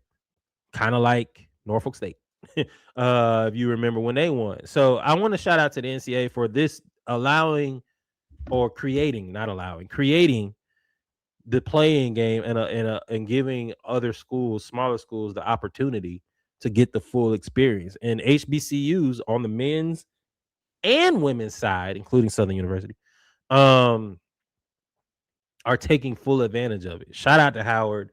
Shout out to Prairie View. It's only up from here. And Prairie View know how to allocate money to NIL because they've been winning. So, hey, man, I'm gonna end my little thing off with please give money. All HBCUs, we are looking to partner with y'all to bring up some money to you. We always do the year you were founded. Hampton, 1868, Southern, 1865. $20 ain't much now. You spend more than that on Uber Eats. Go ahead and cook one night and donate that money. You spend more than that thinking about Uber Eats, man. Expensive shit. And send it to the HBCUs, man. Shout out to Prairie View. Shout out to Howard. Shout out to Southern. Shout out to all of the schools that won in the NCAA tournament. And the Gators lost. I really wouldn't even care if it wasn't for you. I know. Really wouldn't care at all. And that means the world to me that I got people. That's my thing. If you had a team, one of my friends posted, but he has a team. He is a UNC fan. Cool. And I talk shit when him and Hubie lost. But for the people who don't even have a team, bruh, and I am very humble about my team. I am. We've been good all season. I ain't been talking the most trash. I've been You don't like. Go ahead. Okay, so this is clearly where y'all missed the boat with me. Y'all think just because I can't talk trash about my team. By himself. See, it make me see. This is what y'all want me to be the evil villain. Y'all want me to. You are. You've been the evil villain your whole life, and then all of a sudden you want to turn over a new leaf when your team's. That's what you want. How am I turn over a new leaf? My team just won a championship. The Gators suck. The Gators in football, y'all suck. Oh, okay. The Gators suck at football. The Gators suck at football. You didn't care about basketball until they were good. That's not true. You never talked about it. You bashed men's basketball. We've had this podcast since COVID. I can bash anything and still like my team. Oh, let me be very clear. It's the same way I feel about hockey. I do not like hockey. You want to know what I do like? I like the Tampa Bay Lightning, and we are kicking. See, that's what I'm gonna have to do. I'm gonna have to remind you. Yes, y'all do. If you didn't care, you wouldn't be happy when my team lost. When y'all yes, I would. I don't care that you like them. I'm happy that you lost. I think you're not italicizing you. You got to underline, bold, and italicize. You lost. I am just glad that I could bring people together, man. I'm a special person. You gotta see. Without me, we've been friends since 2000. Where would the world be, man? 11. You have talked shit to me about the Georgia Bulldogs since 2011. When y'all was shit, but this is when y'all were good. I also said, hey man, I told y'all before y'all won a championship. I said, hey, I'll be very honest. this team looks a lot different than the rest of the teams I've ever seen before. Isn't that exactly what I say? I say, oh shit, this is different. Boy, yeah, it's funny when you accept the inevitable. Like, see, all right, okay. This is the reason I'm gonna turn back into a demon. Y'all you never want left. me you to keep be trying. That's the point. You put this mask on like you didn't. You're not this person that we know you to be. Okay. They want me to be the bad guy. Tremaine. Am I wrong? No. That's gonna be my backup forever. I ain't right, no strategy. He's gonna care about Tremaine everything. Just drop a bomb on everybody. Boom. What? I didn't even know. Yes, I like but you know what? I feel like Tampa Bay is gonna win the Stanley Cup this year. And y'all gonna be sick of me. I'm going to have to be that person to remind y'all that, yeah, I cannot care about something and love my team. I be trying to keep holding in the road because I understand it's just me, but that's fine. Y'all gonna see it. I'm gonna have to go purchase me a little mini Stanley Cups and I'm gonna put them behind me. Then y'all, I'm like, damn, here he come being on the NHL bullshit. But speaking of being on bullshit, speaking of being on the bullshit, ladies and gentlemen, it's a good time to be a Hawks fan. We done got rid of Joffrey. We done had 11-game winning streak. I'm feeling good. I'm feeling fantastic. And I'm feeling magical. Before we get to today, we're going to cover some things. We're going to start out with beating the Mavericks. 135-120. We dominated them. We're a better team than them. CJ McCollum, 24 points, 7 assists, 2 steals. Nickeil Alexander-Walker, 22 points, 4 3-pointers made. Jonathan Kuminga, 16 points, 5 rebounds, 3 assists. Dyson Daniels, 19 points, 6 rebounds, 4 assists. Jalen Johnson, 17, 11, and 9. Onyeka Okongwu, 12, 9, and 4. We were playing good, egalitarian basketball. We beat the Mavericks. I'm going to tell you somebody who does not enjoy playing the Atlanta Hawks. Cooper Flag. He don't want no parts of it. It's not good for him. Dyson Daniels is the Cooper Flag irritant, and I love it. And this was a good win because the Mavericks can beat you if you play with them. Ask Cleveland. So just come off a win. Yeah, they just beat Cleveland before. Right. Now, I'm going to tell y'all, I think that Cleveland is trick bagging. If you see the guys who they're losing to, there needs to be a silent alarm going off. But Cooper Flag, 17 points on 6 of 15 shooting, 6 rebounds, 5 assists, 6 turnovers, 5 assists. Max Christie, 5 turnovers, 1 assist. PJ Washington, 3 turnovers, 1 assist. We played very good. I really like the way that we're playing. This was a game where you beat the team that you're better than. Yeah, the thing that I took away from this the most, and you kind of touched on that point just now, was they ain't really got no point guard for real in Dallas. And with our backcourt of Dyson Daniels, Nickeil Alexander-Walker, then coming off the bench, Kuminga, plus be it now CJ McCollum, who is actually facilitating the ball, plus Okongwu, who can actually switch out on you sometimes. It's hell to pay if you don't have somebody that can facilitate offense for you. If you don't have somebody, unless you, of course, you have like one of the better scorers of all time, you don't have somebody that can. That almost came out wrong, by the way. You don't have somebody that help me. Delete. Edit point there. Right. But you don't have anybody to facilitate, and that has always been the issue, the growing pains with a Jason Kidd type team. He did it with Giannis. He's now doing it with Cooper Flag, where he has Cooper Flag bring the ball up, which is going to do wonders for his development going forward. But right now, when you play a team that has a defensive backcourt in the ways that we have with Nickeil Alexander-Walker and Dyson Daniels, along with wings that match up with you, and we like to run, ain't really much you can do. PJ Washington ain't gonna pass the ball. Max Christie's a shooter. Like, now, ain't much. I'm gonna give you a little bit of pushback here, and I have to, because Ryan Nembhard had 8 points and 12 assists and 0 turnovers. I forgot about Ryan Nembhard. And is he the future? No, guy's not that good. Is he probably a person who I tell you all the time, that's a good NBA rotational player. Him and his brother are good rotational players. He played out of his mind. Is a starting guard. Yes, but still, like, not a star, just a good rotational guy who you can pay a decent amount of money and can be good for you. But even if you have 12 assists and 0 turnovers, if you got 11 turnovers from Cooper Flagg and Max Christie, well, shit, no matter what I did. Yeah, I sit on the bench.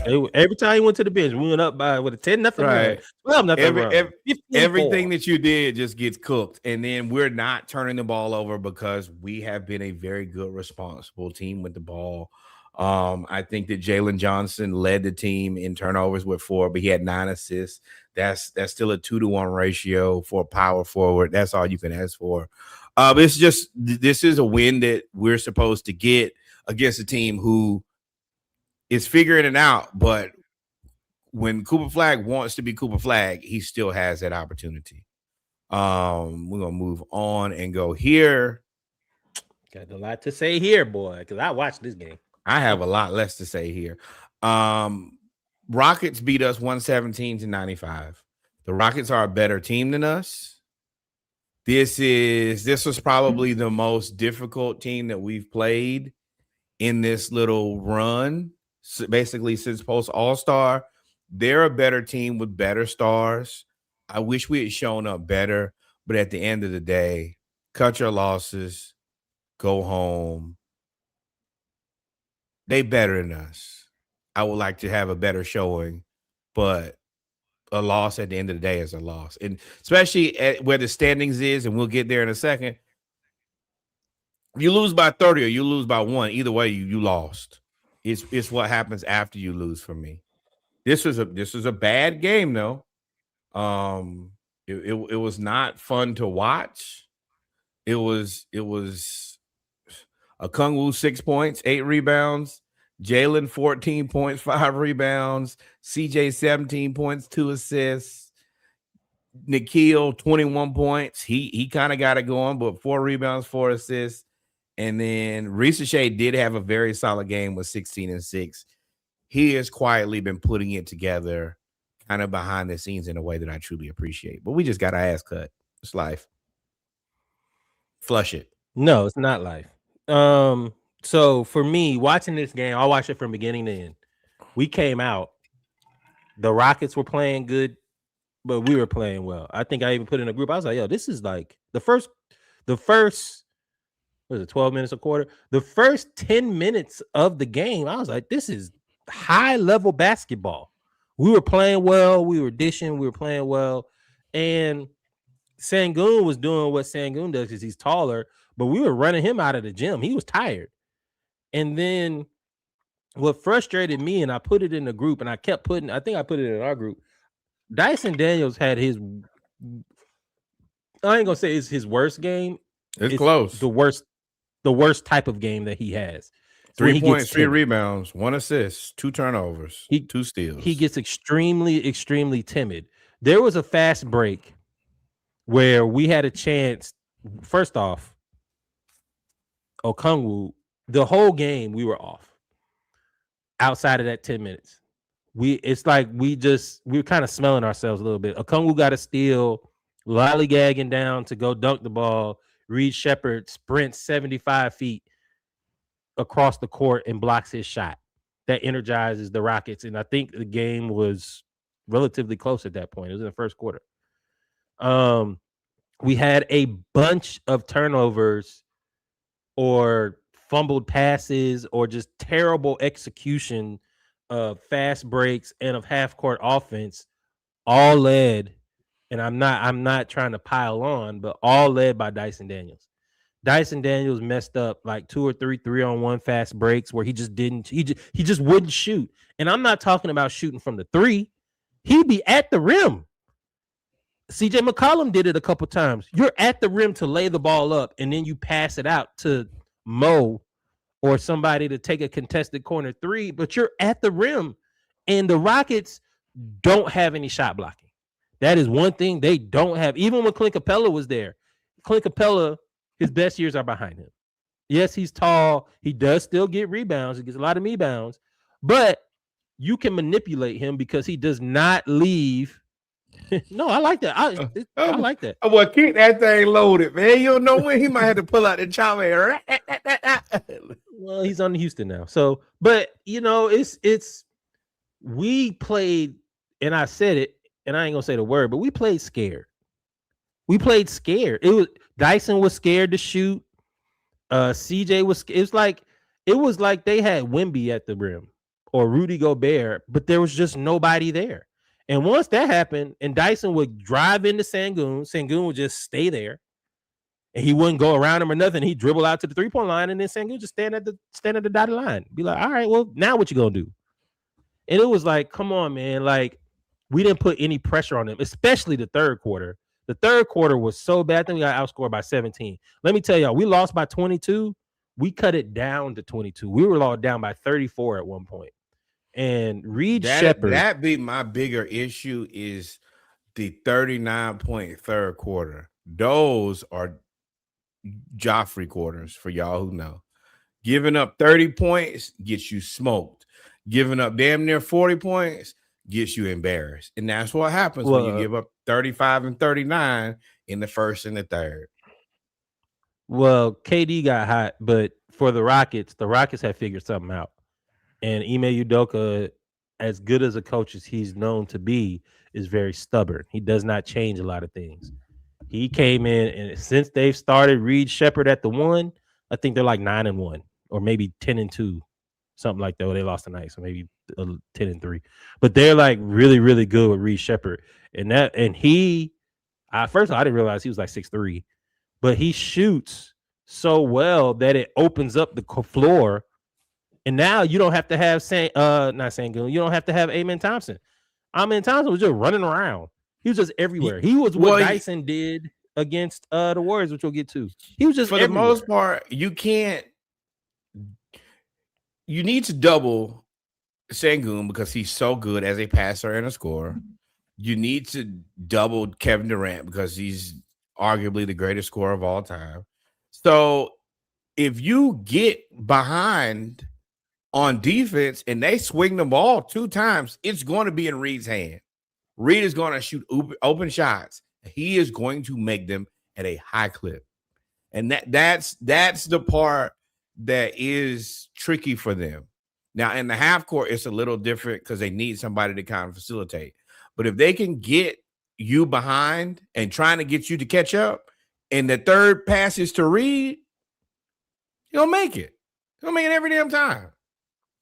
And of course, we couldn't rebound. So once we lost a rebound, and he started that 7. He ran that 7-foot roster of Tari Eason as basically your 2. And I was like, oh well. Once that happened, I was like, and tougher than us, and better than us. And they're right. And they're bigger than us. They're tougher than us, and their best player is one of the best of all time. We didn't have it. Now, I do want to shoot Dyson a little bit of bail. I saw somewhere that he has the highest load of offense and defense.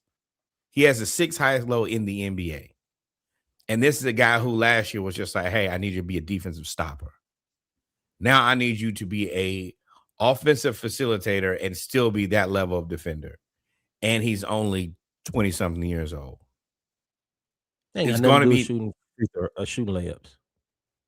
I agree, but if it's a lot for him, it's a lot. And if that was if that's who he was kind of coming out, then I would look at it different. but that was never his role. The leading point guard, facilitator, offensive organizer was never, I think, in his initial like career plan. And now it's like, nah, we need you to be the one and be good. And he's our best facilitator. And he don't give the ball up. Is the shot? Does it need some work? Hell yeah. The 3-point shot and the offense in general. But overall, he does a lot of things good. He just ain't perfect.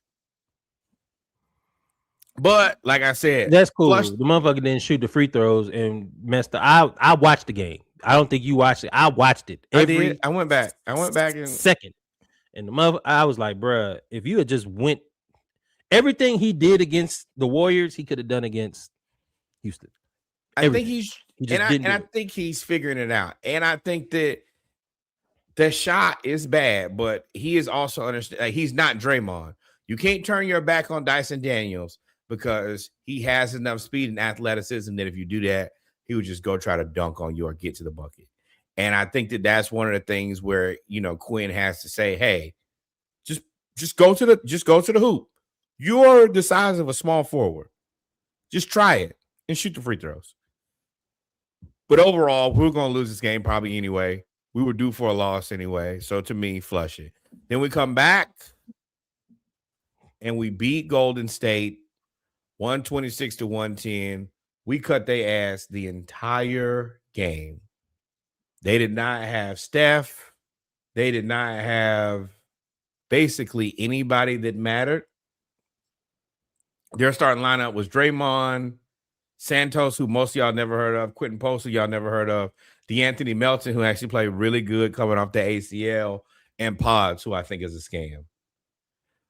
That's their starting lineup, minus Steph. And your boy Glove Jr. That's the only two people that was missing. Nate Williams had 19 points, 8 and 9 in kind of the throwaway time. LJ Cryer, people you never heard of. Pat Spencer, the insurance salesman, he had 18. No Porzingis, no Moses Moody, no Steph. That's a practice squad. This is a practice. But Okongwu, 6 of 5. Mohamed Gay into the starting lineup. I know people wanted to see Kuminga, but Quinn is trying to keep the rotations as kind of static as possible. Mo Gay came in and played his ass off, though. 16 points, 10 rebounds, 2 assists, 3 blocks. Boy, yeah, Draymond hell. He was giving Draymond. The Sudanese Strangler don't play. He don't care. Him and Dyson are our enforcers. They don't truly too much give a fuck about what you got going on. Also, Dyson Daniels, this was a Dyson Daniels game, 28 points, 7 rebounds, 6 assists, 4 steals. CJ McCollum, 23 points, 5 assists, 3 rebounds. Zachary Risache, another good game, 17 points, 2 rebounds, 3 3-pointers made, and 1 block. We are better than the Warriors zombie squad for sure. This is another game where we beat the team that we were better than, and that matters. 28, 7, and 6, 4 steals, 12 and 17 from the field. Why do you think he had that? You want to know why? Because the first 10 minutes, the motherfucker started shooting layups. Now the 3, hey, I am thinking, you hit 2 threes, it is what it is. No, it wanes. It ain't never there. Man, come on, man. Try to support the man. That's not. No, listen, this tough love. He might be 12 years old, man. How old is Dyson Daniels, man? 22. What I told y'all about Dyson, I said, if you're aggressive, nobody can stop you. The same shot blocking that the Warriors had at the rim is the same shot blocking the Rockets had at the rim. Nobody. Sengun is not a shot blocker. Dyson Daniels went right around the Warriors. Actually, Quentin Post probably better than anything the Rockets got. Well, then he wasn't there because Dyson scored like eight straight points to start the game. And I was Dyson like, bro, he just figured out that he's faster, he's taller. Draymond is their center, and he's the same height as Draymond, if not taller. No. Quentin Post is their center. He's 7 feet I keep forgetting about him, and he can shoot threes. But Dyson Daniels decided, and I think I like this for Quinn. I think Quinn did cut his ass. in between those two games. I think Quinn was like, Dyson, we can't win, especially with Jalen being a late scratch. We can't win without you being aggressive. He had, even if you miss the floater a couple times, you have to keep people honest. This is something I've been saying all year with Dyson. Just shoot it. You in the paint, shoot it. If you miss it, I'm gonna be mad that you missed the free throw. I mean, missed the layup. Cool, but you might get fouled. You might do something to cause a chain reaction. We could swing. We got all shooters besides you. Literally everybody on the team can shoot. Right. I don't So mind him just shooting, but swing. also at that height, just ball on the floor, make a move at the rim, make them foul you. You're still bigger and stronger than most people. And let's be honest, faster. And it's not like you're not good with the ball. Just make a good move at the bucket. This is what other people have made careers out of. Is just doing that and getting fouled and going shooting free throws. But he's 23 years old. Kids trying to figure it out. MVPs. And I'm saying that, like, as he figures it out, and this is the reason that you want Quinn, because he's a developer, is you got to get this guy to be in. I mean, whatever it is for this season is kind of this season. What you want to go into next season and think to yourself is that Dyson Daniels can be one of the better players in the NBA. Somewhere in the top 100, I want to say on the better half of 50. I mean, yeah, you work on shooting, but we talking about trying to win these games now. And for us to win these games now, you have to shoot the layup when it's available. You too, CJ McCollum, all that getting to the rim and then about to lay it up and then pass it out to the corner. I thought that was a Quinn thing. Jonathan Kuminga. Jonathan Kuminga did that, and I saw Quinn almost have an aneurysm. Quinn Snyder, I thought that was his scheme. I thought he wanted penetration, pass it out. No. Every time we do that stupid shit, he called timeout. Like, what are y'all doing? and it is, you want 2 feet in the paint and then spray it out. But the other part is, the advantage of our team is we're tall. So if you've done the work, you've done all the difficult work. And if you watch college basketball, me and Pagan watched them yesterday, and you just see how many kids are not pushing to at least look like I could potentially score. That's half the damn battle. Is you don't actually have to even think, oh, I'm going up here to lay it up. But at least put the pressure on the defense where you're looking at the basket where they have to at least honor and respect. Oh, well, if he wants to, he could go here and attempt a shot. But you see so many folks back to the basket, not anywhere in position to be able to shoot a shot. That's the thing. And that's a youth thing. But we beat Golden State. Great job. Mm-hmm. Now I'm going to stop here for a second. This win and the last win, as me and Reggie was talking about, and I think you got it after I told you, but biggest games of the season. We have effectively stepped out of the play-in. And I cannot remember the last time we were not fighting for our lives to either get into the play-in or try to get to the top of the play-in. Right. This game was vitally important. Then tonight, we don't have a graphic because the game just ended. We bludgeoned the Memphis Grizzlies 107-146. You heard that right. We beat them by 39 points. This is another that close. No. 32 points in the first quarter. I ain't even gonna tell you what they had. 32 points in the first quarter for us, 39 points in the second quarter. In the quarter where we typically do the absolute worst, third quarter, 45 of them things. And then 30 points in the fourth quarter. If you score 30 points in every quarter, you have a high propensity to win the game. And we destroyed them. Now, is this a good team? No. Is everybody out? No. Yes. But we've also been a part of Atlanta Hawks teams that lose to teams that we should have beat. And That's nights the like biggest thing this, about this streak. and nights like this, you got to do yourself a favor because the Pacers did us a favor, beat the Orlando Magic, and then also we had San Antonio do what we needed them to do and beat the Heat. State of Florida lost, and we needed that. We are in a dead heat. Might as well go there now, huh? We are in a dead heat in the Eastern Conference. This is yesterday, so this is everything. Every team everybody who play either has one more loss or one more win. But the Magic and the Heat both taking L's is good for us. The Raptors, I think, play tomorrow, and they play a difficult game. But it feels very good to The be Raptors are in, playing right now. They're playing the Jazz. They're about and they're 30. smoking them. But then I think they play somebody else tomorrow, or maybe that's later in the week. But either way, and the Raptors are a really good team. For us to, yeah, they're out of all the teams ahead of us, they are probably the most scary to me just because of the matchup style more than anything. Especially, Yeah, we can't beat them. I fully believe we can't. We can beat 1, 2, 3, 4, 7, Skip 8, them. 9, 10. We can't beat the Raptors. I don't want no smoke with the Raptors. And that's a testament to them being good. And I mean, but everybody else can be had. And I think that's best case scenario for us. Run this for y'all who are listening. Pistons at 1, Celtics at 2, Knicks at 3, Cavs at 4, Raptors at 5, Hawks at 6. 1, 2, 3, 4, 5, 6. That gets us out of the Atlanta Invitational, as they call the play-in, because we play it every year. The 76ers have been struggling.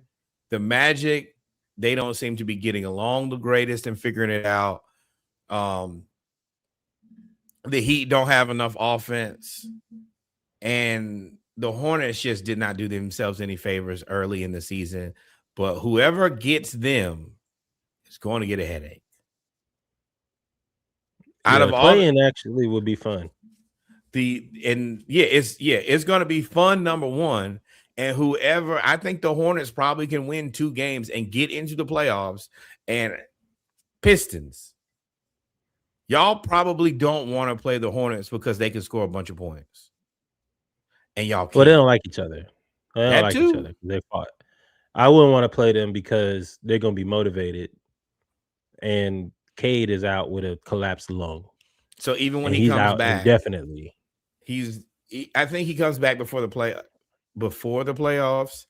But even if, he's not going to be in great shape, and they don't have a lot of scoring outside of Cade and Duran.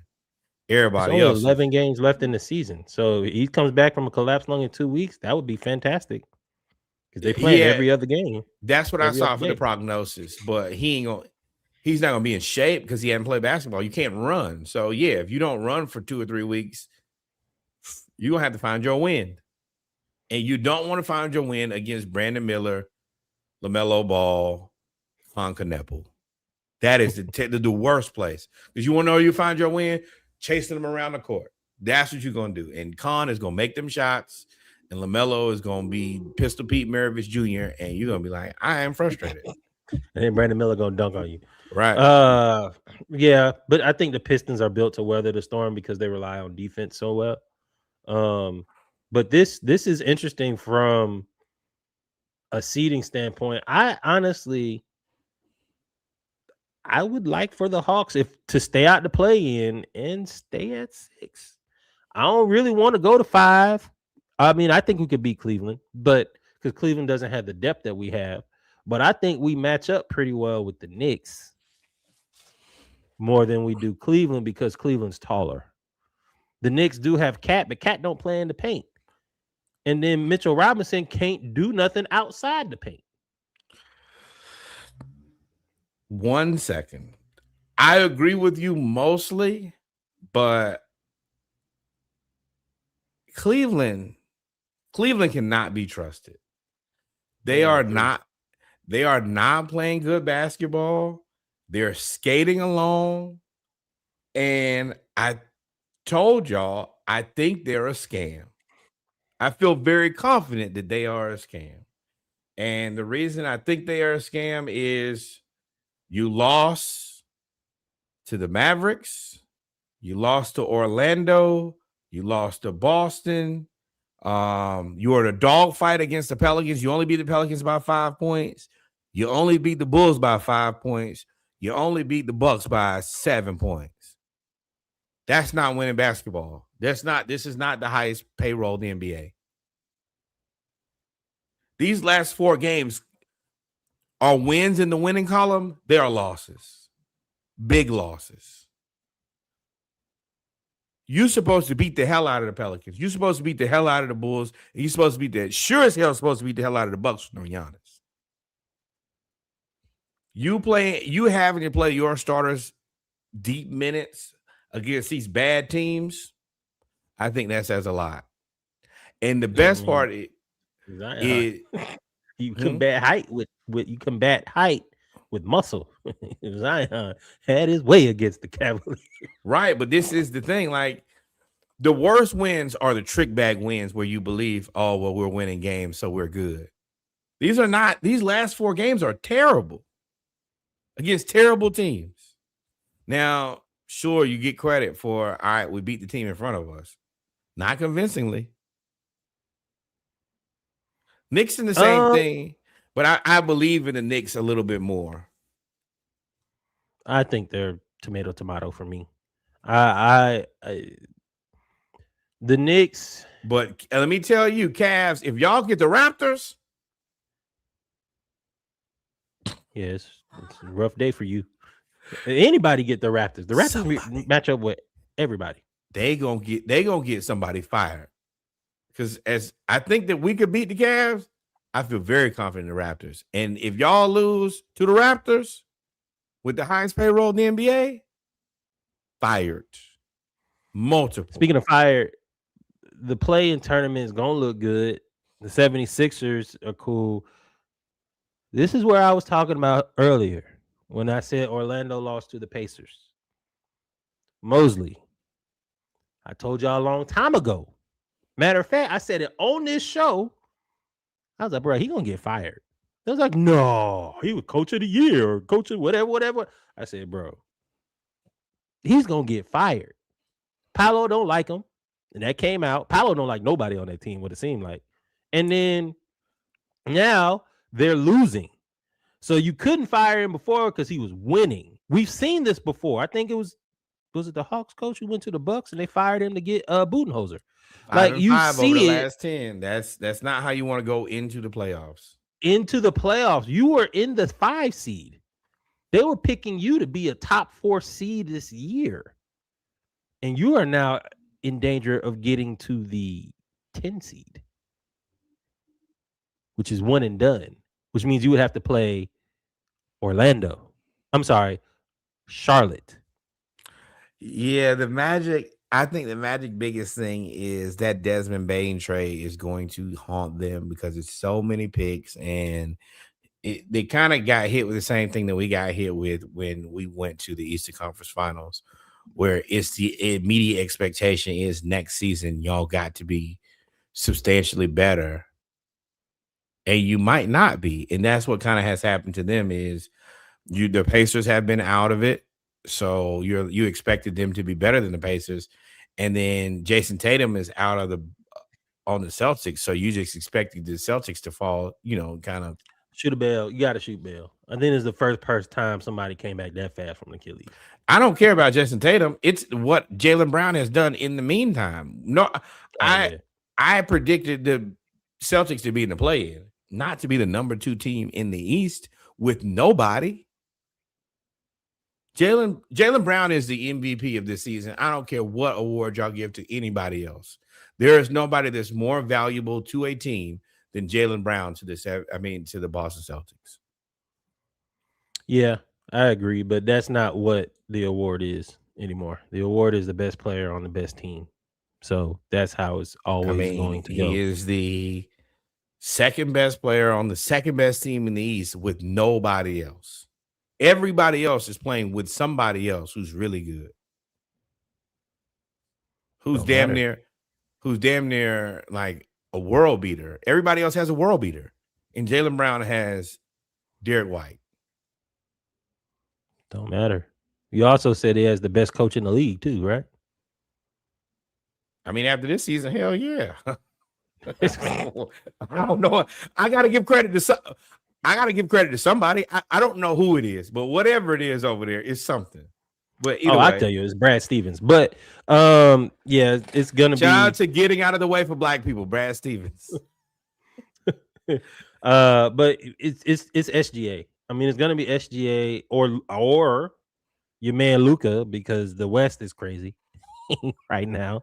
As we SGA move right into the West. Yeah, you great transition. OKC is number one, and of course, it's really OKC and San Antonio is what we thought. And then the Lakers figured it out, and they figured it out. And now Luka has scored 140 points in 3 games, and they are now firmly in the number 3 seed after beating the Rockets twice in a week. And it seems like they could go on a run. So there you go. I'm gonna do this. Yeah, I'm gonna do this. We're gonna come back to this because it's very important. But I gotta show the Luka status here. He only played 19 minutes against the Pistons. They had 17 points. Magic 33 points. Heat 60 points. Rockets 40 points. Yes, that means on the 18th and 19th combined, he scored 100 points. 100. Then he gave the Rockets 36 points, the Nuggets 30 points, the Bulls 50 points, Timberwolves 31 points, Knicks 35 points, and the Pacers 44 points. Hey, man, anybody can get it. And everybody has. Now, number one, to all y'all who have ever put Trae Young and Luka Doncic in the same category, I need y'all to lay it down. I need us to end that discussion. It's over. It ain't even close. The only thing that we can say about Luka right now is he is one of the most prolific scorers to ever play basketball. One of the best to ever do it. And he is the lead dog in LA. He's the lead dog in Dallas. That too. I fucked my money up. Now I can't re-up. Shout out to Dallas. And as good as Cooper Flag can be, he is never going to be as good as Luka. I hate to tell you. As good as Luka. I don't think he'll be as a complete player. I think Luka is more of a complete player than Cooper Flag. I agree. I think the Lakers have figured it out that, hey, LeBron, and this is not a shot at LeBron, even though everybody at the barbershop thinks I hate LeBron. It's not a shot at LeBron. You're 41. About to be 42. Y'all were arguing with me that, hey, LeBron is 41, not 42. He is in his 42nd year of life. He just got to get there. We in 2026. He was born in 1984. Math tells me. But either way, he's just, you give the ball to Luka, because Luka has the unique ability to shoot over almost anybody, whoever it is. And now that you've added in the travel and you can step back, he's almost unstoppable. It's not a travel, that's a 0 step. That's a travel. They've made it legal, but it was a travel all the way. Like the rules changed the 0 step, but they did. They literally changed it. And the fact that now LeBron is your third best player, because they play through Austin Reeves now, Luka and Austin Reeves, and they let LeBron stand in the corner or go to the elbow and be in the dunker spot or get the ball on the run instead of putting him at the top of the key with the ball and then figuring it out, has unlocked that team. You basically replaced Rui Hachimura with LeBron, if you think about it, in the spacing of that team. And now, all of a sudden, when you give the best player on the team the ball, and you give the second best scorer on the team the ball, and then you give the old dude, just go run around and be smart, be a coach on the court. Now everything looks a lot better. 140 points in 3 games is crazy. I think you read the list backwards. So, but it was actually 40. It was 60, 40, 33. 133 points in 3 games. First of all, Rockets, for all the defense that y'all champion, cut y'all ass. And all teams, y'all have to know, as a Hawks fan, I know that when we talk trash to LeBron during them years in Cleveland, in 10 straight years, we were going to lose because LeBron takes it personally and he's going to beat us because you talk trash. No, he was going to beat us because he was better than us. You might as well at least talk some trash. No. LeBron took nights off against the Hawks until we started talking trash, and then he would sweep us. The same thing happens with Luka. You're going to lose. The same thing happens with Luka in Houston. Oh. They were talking trash to Luka. They gave him the middle Orlando. Gogo Batadze. You better leave that. I was about to get there. They gave him the middle finger in Houston. Hey. They talked trash about him. They said all the things, and he scored 60. And he looked at, and I knew when he hit that step back 3 and looked at the crowd and started laughing, I said, "Oh, this is gonna be for the rest of the night." And 55 points later, it was for the rest of the night. Well, actually, I'm sorry, 95 points later. It was for the rest of the night. And then he goes to Orlando, and you start talking about his family. You look. Time out. I'm going to give y'all a little insider trading. Y'all know what they say the real answer is. It ain't got nothing to do with what nobody said.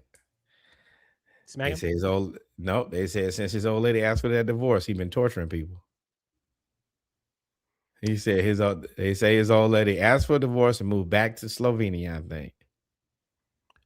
Well, okay. Well, if you want to go down this road, they were at a fork in the road a long time ago, and he went with the new produce.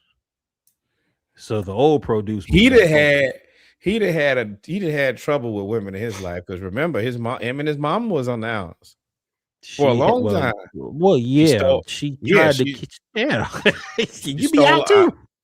I'm trying to keep my name, image, and likeness, basically.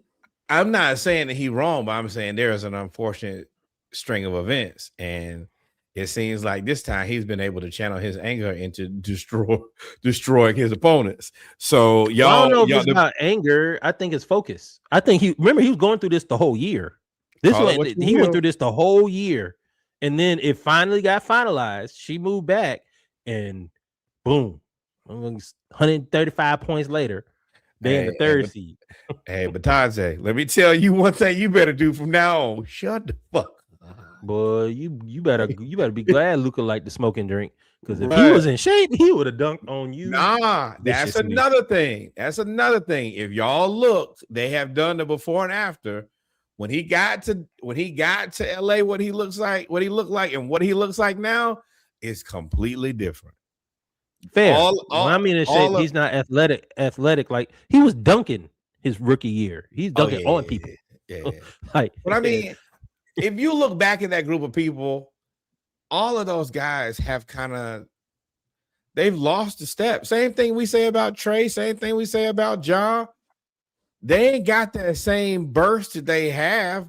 But Luka's thing was, I was never built on athleticism. I was never built on speed.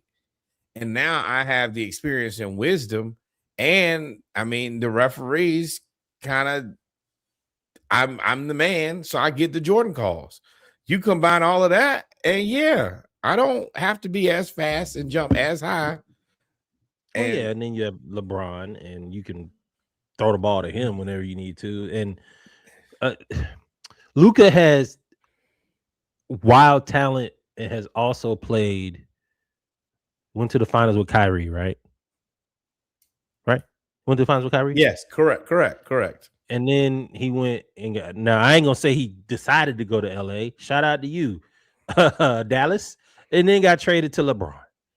So when you combine talent with team, then all of a sudden it becomes 100 points in 2 games.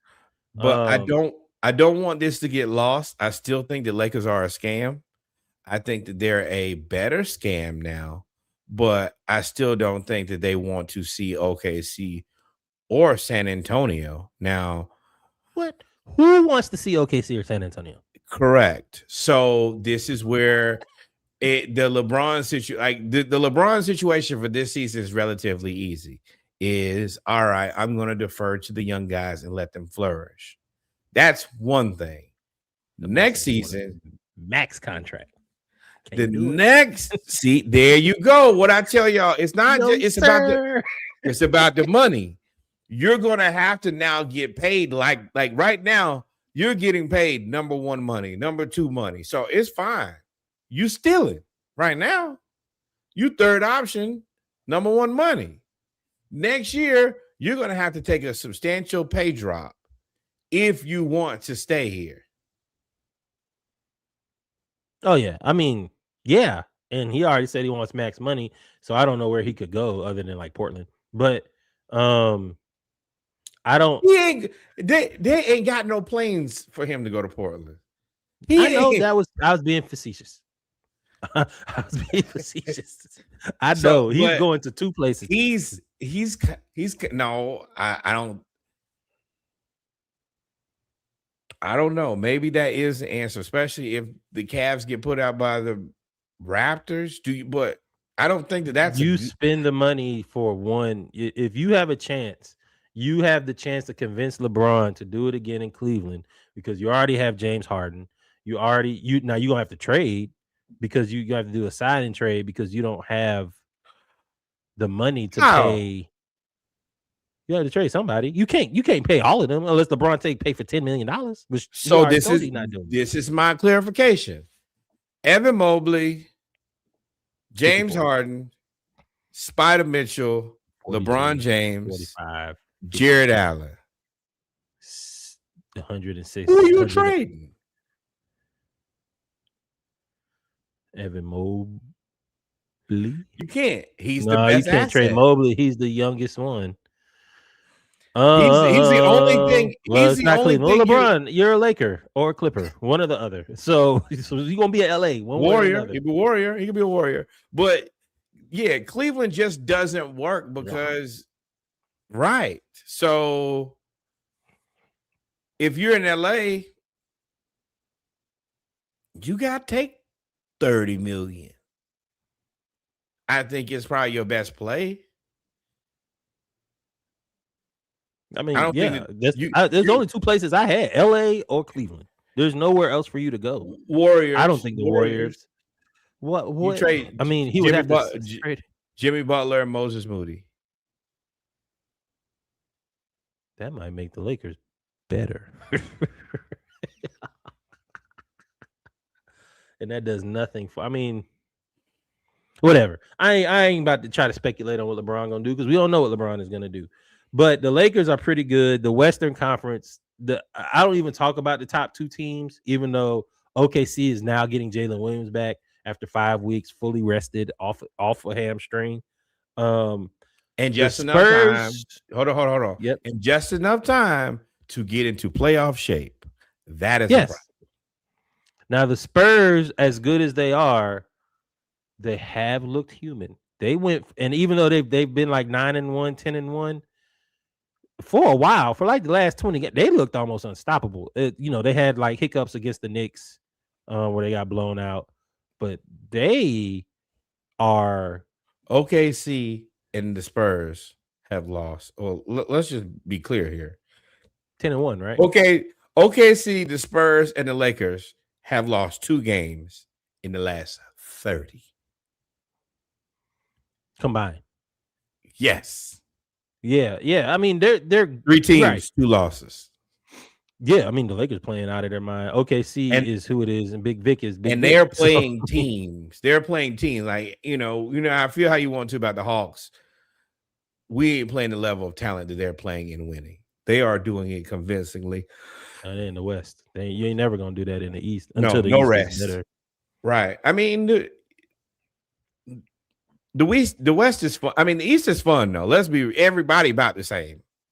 Yeah, it's a difference, but that ain't changed the fact that sure it's fun to watch, but we all know more than likely whoever comes out of the West, which could be a legit 5 teams, Oh, I don't think so. 6. I'm sorry. 1, 2, 3, 4, 5. I 6. strongly disagree. 6. I think he can. 6 I think he can be 2 teams, and the rest of y'all is just trying as long as you can for whatever you can. Lakers barbecue chicken, Rockets barbecue chicken, the Nuggets old, Timberwolves they trying, but they ain't got it. They're gonna have to reconfigure. Definitely not the Suns. The Clippers just happy to be. I think I don't know who just happy to be there. Yeah, I all them playing. I said 6. All them other ones can go, but I think the Nuggets are proven. I think the Rockets are unproven, but again, playing Reed Shepherd opens up the floor a little bit for them. Although if you play against Vic, it's tough.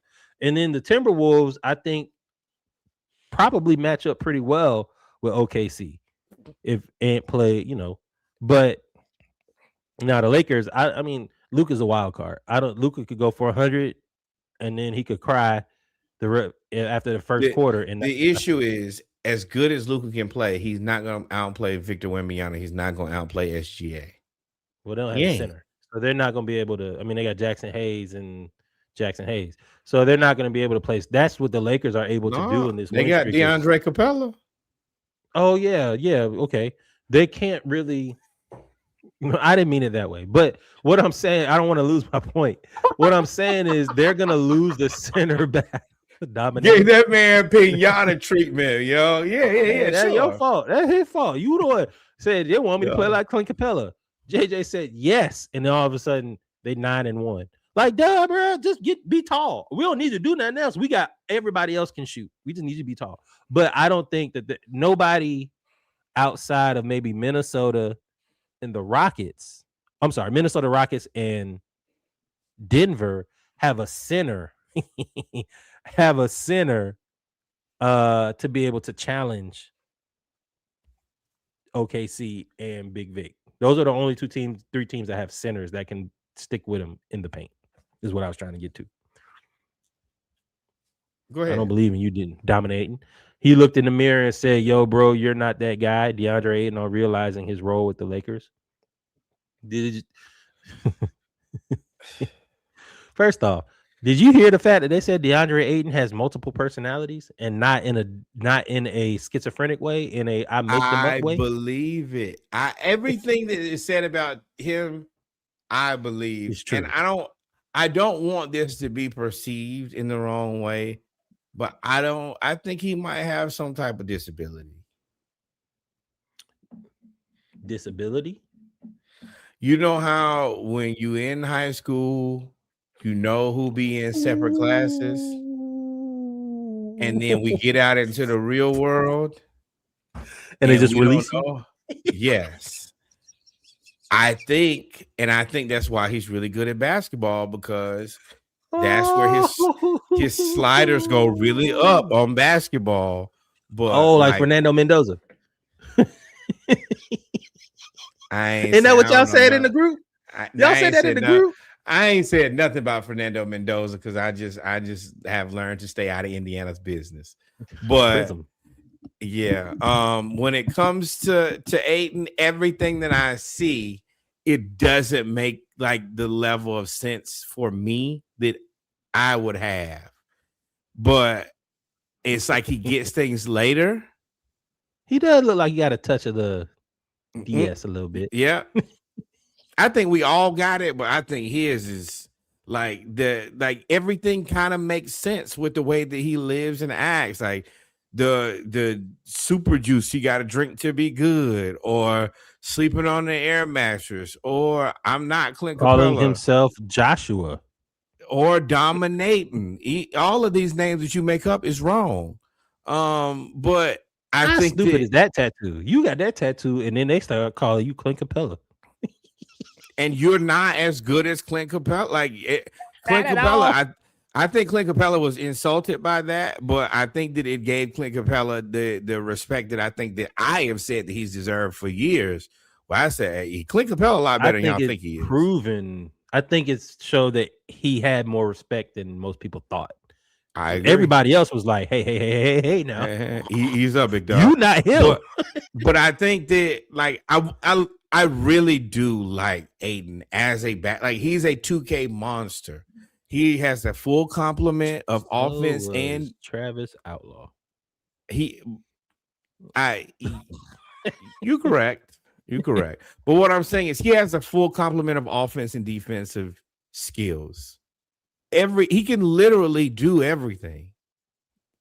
His mental is the only place where he comes up short. And I hate to say that about another black man, but that's the only place where he just doesn't get it done. Like, if you look at him, he can shoot the 3-ball. He can shoot the mid-range. He's big enough. He can dominate in the paint. He's a good rim protector. He can move his feet. He just doesn't. He can't put it all together. And it sucks. Because let me tell you, a guy who I always want on my 2K team is Aiden. Because then once you take out that part, he's unstoppable. What's his name? Monty in Phoenix? He was right. He was right. He is his own worst enemy. He's kind of like he's like a different Ben Simmons. Where it's like, bro, if you just really just locked in and played basketball, you could be one of the best. Like Clint Capella never have all the skills you have. But Clint Capella knew what to do, and he did it very well, time after time after time after time. As soon as that ball went in the rim, Clint take off.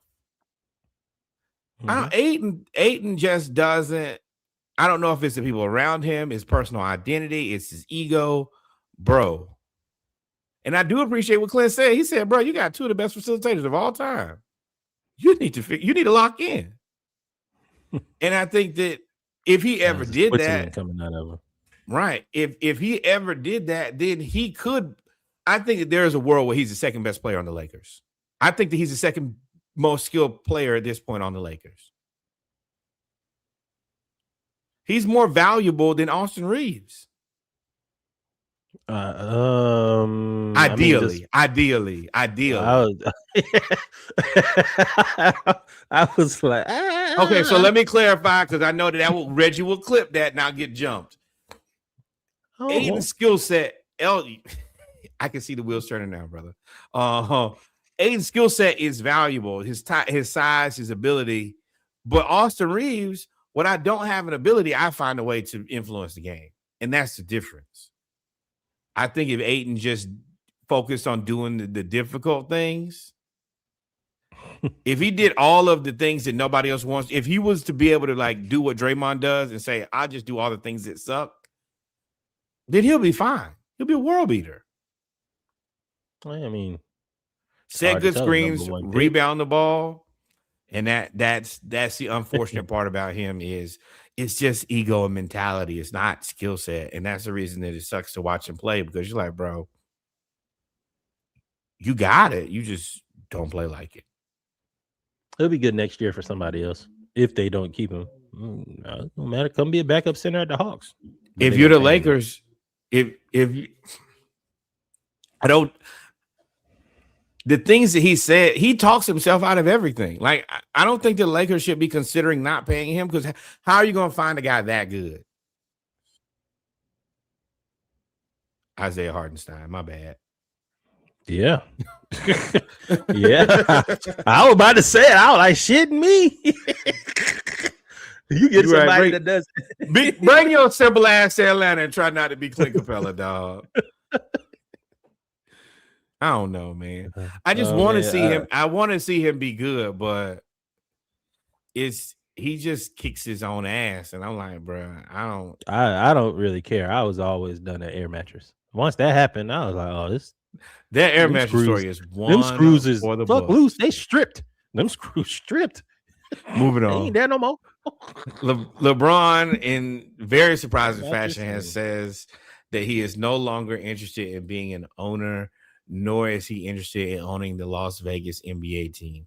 This was shocking to everybody because I think that we had all assumed that the Las Vegas team was the LeBron team.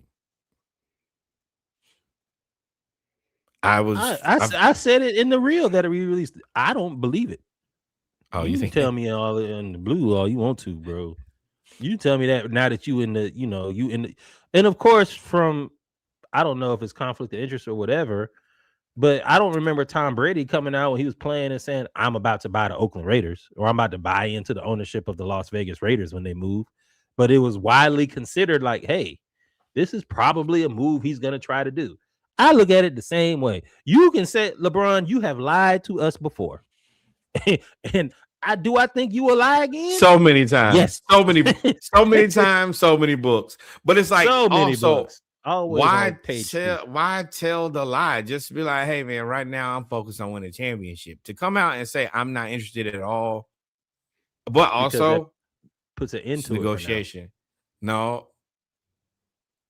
You think it okay? I disagree there. I think that this is a negotiation tactic between him and Adam Silver.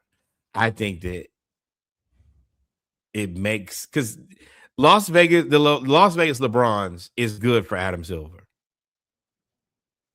And I feel like this makes Adam Silver, hey, have a call. Hey, what's going on, LeBron?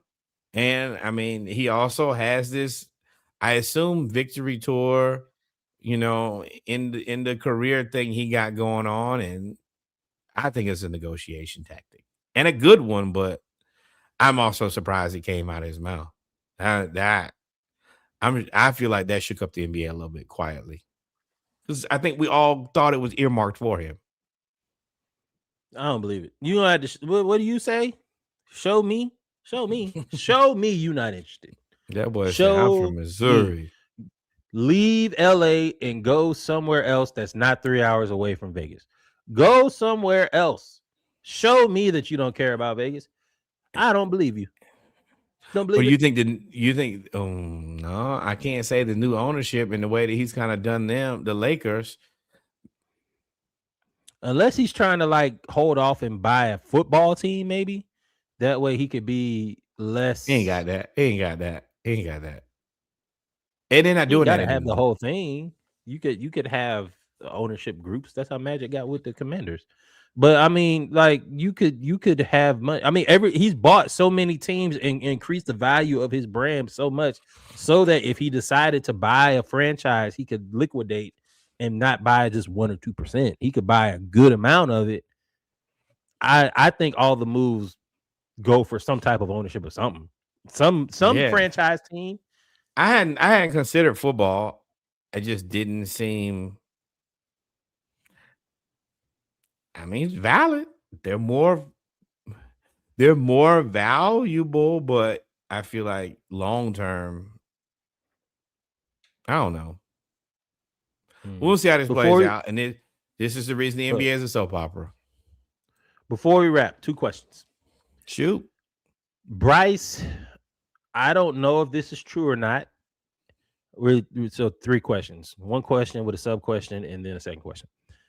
Is Bryce James really about to leave Arizona and declare for the draft? Was that AI? Was that fake? Yeah, I ain't doing that. Boy, no. I hope it was fake. All right, my second question. Talking about dominating. We give Zion a lot of flack for his extracurricular activities with a certain subset of individuals in a different type of work demographic. Dominating did the same thing, and we don't say nothing. You want to know why? Dominating has played number. There are a couple things. Dominating has not gotten caught up in foolishness. Zion has got caught up like in embarrassing type of photos, all of the different Mariah Mills things. He hasn't maintained his weight. Mariah Mills, she's just crazy. Yeah, but he was crazy about her and for her too. It wasn't no. He was into that. And the other part is, you ain't fooling me, bro. He liked that, and he was over there doing things that he liked. He got caught up with another photo with another chick after he was with the other chick. Ayton actually plays basketball. He'd mostly be healthy. Ayton has played on good teams. Spurs team was good. This Lakers team is good. The only place where he really did not play on a team that was good. What did I say? Spurs. Oh, Spurs. Oh, yeah. No. The Suns team was good. The Lakers team was good. The only place where he was really in peril was Portland. And it's just been Portland. Ayton Ayton has actually been really good. We just don't have a lot of influence. And when the girl act crazy with Ayton left her where she was. She said she wasn't interested in going any further. He said, oh, well, I'm going to have to drop you off right here. Ultimately, that's the right discernment. Because even once she says no, even if she comes back and says yes later, then she could be like, I was coerced. He did the right thing. You know, there's something called a Karl Malone Award. Ladies and gentlemen. No, DeAndre Ayton won that. I understand that. Sometimes it's just like something you see on the floor. You step over it and keep moving. Man. Unless you don't have any legs or arms, and then you just shoot them. Hands up. And maybe they treat you like a piñata. But yeah, I mean, Ayton overall has been he's been a good enough basketball player. Yo, we got in this show right now. But yeah, overall, Ayton has been a decent basketball player, just making poor decisions. If Zion played as much as Ayton, there would be he wouldn't have a lot of the same questions he got. Oh no. No matter what he did, the question was going to be the other part is Zion is on a max and still currently on a max and going to get paid $46 million. Ayton is not getting. Ayton got his little money and now he's paying for a very much more reasonable salary. Mm-hmm. Payment, salary, and expectation go hand in hand. They're going to pay Zion guaranteed $46 million next year. You don't have the same expectations as a man getting paid 10. So because Zion's getting paid 40 and Ayton's getting paid 10, your off-season foolishness or during season foolishness don't matter. Any foolishness. Yeah. Yeah. You're right. And I mean, oh Lord. The Pelicans should look and say, hey, DeJounte Murray is the most valuable player on this team. No. Zion? If not him, then who? Trey Murphy. Hell no. Kev, you ain't shit. Trey Murphy has been available all season, and he played pretty good. As soon as DeJounte Murray has gotten back to the Pelicans, they've damn near been 7-3. If you think that Trey, and I like Trey Murphy, I think that he's one of the guys that partners very well with DeJounte Murray. DeJounte Murray, he's the better asset. Better asset, sure. More valuable player for your team, no. DeJounte is the guy who. Good. DeJounte is a motherfucker who stirs the drink in New Orleans. And as soon as he got back, they immediately became a legitimate team. Single-handedly. And beating teams that were respected last week. Cool. We can end here. But Kev posted in the group how this man shoots a gun with no legs or arms. Nope. Now, ladies and gentlemen, children of all ages. Hold on. I forgot. We got to close out. You deserve. Nope. I ain't gonna say that because somebody did lose their life. Please. You shouldn't. You shouldn't let that happen. Ladies, follow. Ladies and gentlemen, follow, subscribe. I would ask Reggie if we missed anything, but he's clearly on bullshit. I threw that off glass. Number one, more black baseball. Shout out to the Braves as the season begins. I do want y'all to keep an eye on Mike Harris as he attempts to return back to greatness, and Drake Baldwin another good black baseball player. Number 2, shout out to Kev. This your fault, Kev. You be instigating this stuff. You started and you start the fire and then just rifle.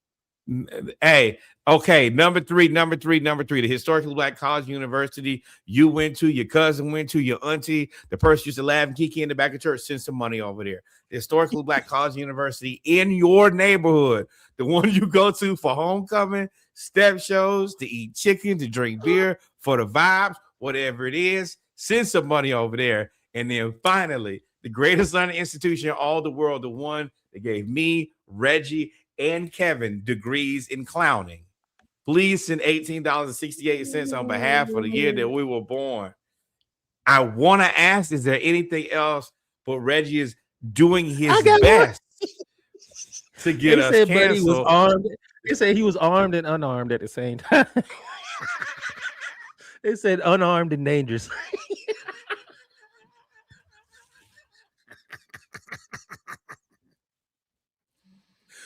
Ooh, they said he pulled. He pulled the trigger with his elbow. You didn't see that? You didn't see it coming? Oh. And where was he hiding the gun? It's just sitting in his. You can't have it in your pocket. How you pull the gun? All right, we done here. Ain't no way that's not premeditated because he got to set all that up. Ain't no, you can't just pull it out your pocket. Yo, thank y'all for being here. If you're still listening, it is too late. Adios, mi amigos. God is love. We love y'all. We meet again, man. Peace. You are a terrible person. And athletes with disabilities, Paralympics, we support all of that. We out of here.